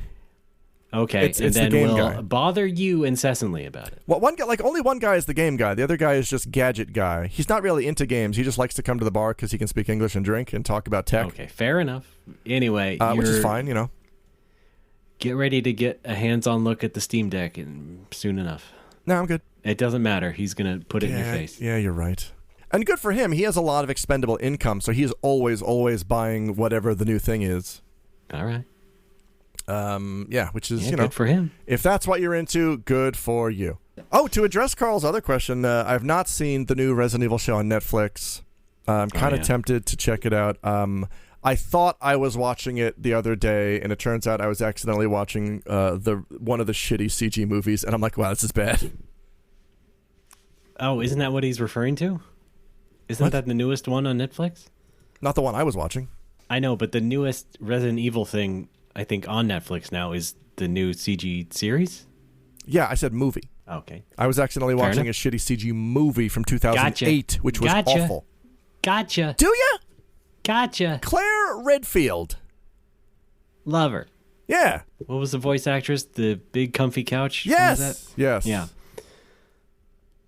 Love that too. Wait, did I ever tell you the story about how I wanted to get her to sign my Resident Evil 2? Possibly. Okay. Let's hear it again. My mom was taking my niece or nephew into the city to see. I don't know if Big Comfy Couch was like filmed in Pittsburgh or if they were taking it on the road or what. But they went to a taping in the city, and I wanted my mom to bring my copy of Resident Evil 2 to get signed, and she was just like, "I'm not doing that." Also, I guess as a teen, I just assumed you can walk backstage and just walk up to someone and be like, "Hey, can you sign this?" Well, you don't know. Maybe they had a meet and greet after the show. And maybe your mom would have to stand in line with 3,000 kids. Yes. Now, that would definitely be something where you are your own parent. Yeah. Oh, I know. I can go to. No, never mind. I'm not doing that. Yeah, I have. Yeah. That's it for phone fun. Thanks for calling, Carl and Justin. Stream your games in your house instead. Stream your games in your house. Wash your hands. Dunkachino. Yeah. That's all the new Dunkin' Donuts slogan put together. All right, great. Yeah, pretty good. Well, voicemail's good. Ow! We only got a few this time, but hey, we got some. That's great. Thank you very much for calling in. Yes, we need more. 805 NMW Talk. 805 NMW Talk. Do you remember your melody? That's 805 669 8255. Wait. You got it. Call 805 NMW TALK. Sure. Let's go with that. Wait, let me try it again. 805 NMW Talk. Is that it? That's a bit too close to another thing. Oh, fuck. Oh, wait. 1-800-SAFE-AUTO. Pick up the phone. The call is free. No. Oh. That's not even... Can you double check? I already did. Oh. I've already double checked, and you failed. FreeCreditReport.com. No. Pick up the phone. The call is free. Now we're just going to play commercials again, aren't we? Why don't you go look up that commercial? You dingus. You're doing it now, aren't you? Oh, boy. Well... You have to keep driving. You're always on the go. Since you need car insurance, call the people who know. Play it safe. 1-800-SAFE-AUTO. Get peace of mind and security. Play it safe. 1-800-SAFE-AUTO. Pick up the phone. The call is free. Your monthly payments are low, just like you'd expect. Because when you deal with Safe Auto, you're dealing direct. Play it safe.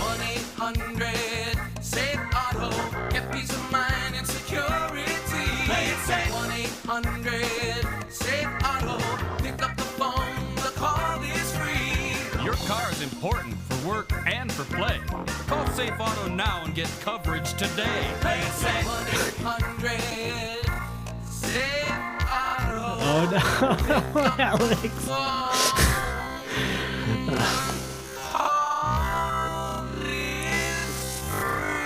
Oh, I love classic commercials.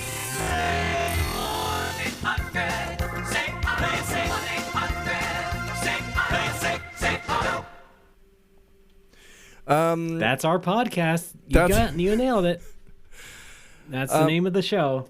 I'm looking at this this ad here. I think Safe Auto uses a font that I can only refer to as the Namco. Oh, interesting. How's Safe Auto spelled?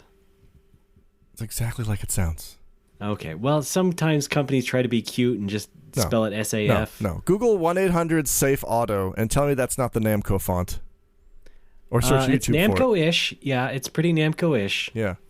It's not exactly the same. But yeah, it's not exactly. Namco one's more squared off. But yeah. Huh. Now what? What? Another one in the books. Yes, indeed. We did it. Let's wrap it up, shall we? Let's wrap it up. Folks, this has been No More Whoppers. Thanks for listening. You can go to our website, nomorewhoppers.com, where you can find all of our stuff. But first of all, you can also support us on Patreon, patreon.com/nomorewhoppers. You can give $1 a month at least and just support us. You can donate that way, or give us $5 a month and get episodes a week early, be part of our Golder subscribers. But everyone who is a $1 supporter is a Gold subscriber. Might as well, right? So that's cool stuff. Help us out that way. We appreciate it. We're still getting a steady stream of support. We love it. Thank you very much. Our phone number again is 805-NMW-TALK. That's 805-669-8255. And you can send us over nerds, which are brief and funny stories about nerds you have encountered or have been. Just to be safe, leave the same message at 1-800-SAFE-AUTO. Yes. Okay. Yes. Yeah. Do both, just to be safe. Cover all the bases. Oh boy, I can just imagine Smooth prank calling both of them. We got also nomorewhoppers.com. You can find a link to our merch page at Spreadshirt so far. shop.spreadshirt.com/nomorewhoppers, I believe. Do we want to do any more merch, like glasses, coasters, anything? Would people be interested in that? I don't know. I'm putting out feelers here. Okay, fine. I mean, we did recently expand the merch to stickers and buttons. That's true. Yeah, but something more practical. You know what I mean? Stickers can be practical. You need something to decorate your MacBook. Yeah, that's true. Why not? Well, they call it craft dinner in Canada. Right, fine. I almost said in Japan. I put stickers, tiny ones, at least on my monitor, you know. Okay. Gotta dress that up. Gotta look suave in the office. Suave monitors. Yes, indeed. This makes sense. Is everything okay? I'm fine. Okay. I'm perfectly fine. We're also on social media, such as Facebook, facebook.com/nomorewhoppers. I think we are slowly sunsetting the Facebook, are we not? Well, hey, people can still find us there one way or another. How about that? We're also on Twitter. Wait, are we not posting episodes to Facebook anymore? How's that working? I don't know yet. Okay. We're not. I have to wait and see. Because we need to release this episode first, and then we will find out how that all works. Okay. We shall see. All right. Thank you for asking, Alex. Thanks, Mark. Twitter, No More Whoppers. We're also on Twitter personally. Alex is. Hi, I'm Patui. That's Pitohui. Contact me for all your voiceover/narration needs. I need to put together a website for that, like for reals. I need to put together an Alex hub. I got nothing. I'm doing so much disparate shit now. I need a base of operations. Alex.hub. Squarespace.com. Use promo code Patui. I'm also at Critical Hits Nag. That's my bar. Critical Hits, located in Nagoya, Japan, right off the Beltline. Come on down. Have a beer. Play Live Alive. I don't give a shit. Let's talk and hang out. It'll be fun. You can hear some funny overheard quotes at OOCCHQ as well. Okay, cool. Hi. I'm on Twitter as RDBAAA. I'm also on Twitch as RDBAAA. Probably Instagram, too. I'm everywhere, folks. Much like Alex, I should probably set up a Linktree or something. Yes. Linktree page. What's the best way to do that? Is that what's Linktree? Is that a thing or is that a term? Oh, it's a thing. It's linktra.ee. All right. People do that a lot on Instagram, I notice. And all right. You just put all your shit on there. It's not exactly a web page. It's just a literal list of links, but all your accounts are. Well, I kind of want something with my big dumb face in the middle. All right, then use Squarespace code. Maybe I am a narcissist. No, that's not fair. If I'm promoting myself, I have to put my stupid face front and center. You're allowed. You're allowed. Right? Yeah. You're too wrapped up in this narcissist stuff. You need to. I am. You're not that bad. You're not even half that bad. You're just angry and you downplay stuff that I say too much. Yeah, that's it. Folks, check look for the DSM-5. There should be an entry on Frayolism. All right. We are on Twitch as No More Whoppers. Did you mention Twitch? I did not. I was going to save that for last. Okay. Well, then we're also on Twitch personally. That's right. Okay. Well, you have something to promote. Yes. Let's do it like this. Let's start again. We're also on Twitch as No More Whoppers. Once again, you can find infrequent streams with both of us playing some kind of game on there. It's a Patreon bonus, sort of. I mean, anybody can come watch, but I mean, we did it because of Patreon. Thank you, bunch. Yes. And I am on Twitch as RDBAAA, of course. I play pretty much whatever I want, unlike Alex, who always has some gimmick going on, but I'm just kidding around. Alex, you're also on there. What's going on? Hi, I am twitch.tv/hoodedpatooey, all one word. I mostly, I'm trying to get off the retro achievements because I'm kind of reaching the limit of what I can do there. I'm just kind of having fun with other games, but it's fun. Okay. Come down, hang out. If you are a gold subscriber and you are listening to this on the day that it drops, I am doing a 12-hour stream tomorrow, August 2nd. Come on down. I thought I was going to do a subathon, and then I read what a subathon actually is, and I'm like, that sounds stupid, so I'm just going to have a fun stream and hope people subscribe. We're going to play a lot of different games, including but not limited to Resident Evil 4, Dragon Quest X, Final Fantasy 6. Is it 6? Play the drop, Ray. I need it right now. Dankachino? That's not it. Final Fantasy 6? That's the one. Probably a Mega Man in there, maybe Phantasy Star 3. Shin Megami Tensei. No. FF Tactics. You never know. I'm doing a 12 hours. I was going to do it for my birthday, which was last week, but I was busy. I wasn't busy. I didn't want to stay up late at all because I wanted to wake up early for Sound Bigot, so I moved it to this week, which turns out is Smooth's birthday. So we're going to do that. We're going to have fun. 12 hours. I'm starting at noon. No. Is it midnight on the East Coast? Yes. Do I need to look it up for you? No. It's 1 p.m. Japan time, midnight on the East Coast. That's what I tweeted, right? Yeah. Come on down. Stream with me. Hang out. Let's talk. Tell me about every single one of your problems, and we'll fix them while I fix Evilise. Thank you. Well, I got some. Go. Social anxiety. Oh. How do I fix that? I can't fix that because that's in your brain parts. That's up to you.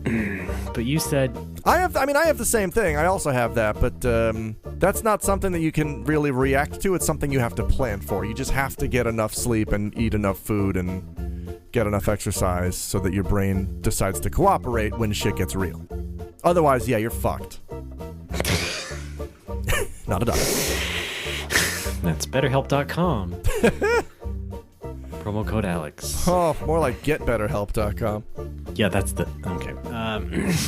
Oh. Yeah, nothing special on my Twitch, but I did just on Sunday record 2 episodes of Retronauts. Whoa! In person. Jeremy Parrish flew to SF in a hotel room. We did a hotel record that was grueling, but just for me, because I'm introverted. But did you remember to plug the podcast this time? Yes, I did. Because I think we both forgot the last time we were on? Yes. Cool. Or at least you did. Oh, I thought you did too. Okay, I'm just going to push that all on you. God damn it. It's my fault. No, I got everything out of the way, including my game company, Bipedal Dog. Bipedal.dog made a game called Blast Rush that's on mobile and PC. On Steam, you can play it on your Steam Deck whenever you get that, and then show Alex at Critical Hit. You have don't do that. My endorsement. Don't do that. Alex will even log into his account for you on the Steam Deck. He will download his copy of Blast Rush and show you how cool it is on your Steam Deck. Isn't that right, Alex? I won't do that. I think you will. I absolutely...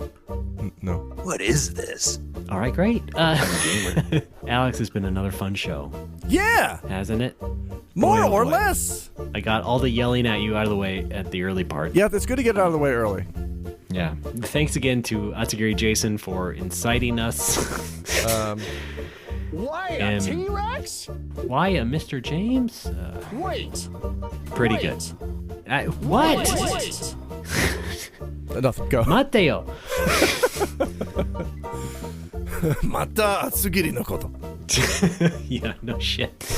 All right. Well, Alex, thanks for being a good sport. Anytime. Everybody else, keep your nose clean, and we'll see you next time. Gold subscribers, stick around till after the show. Chips Ahoy are now called Blips Ahoy. We discuss after this.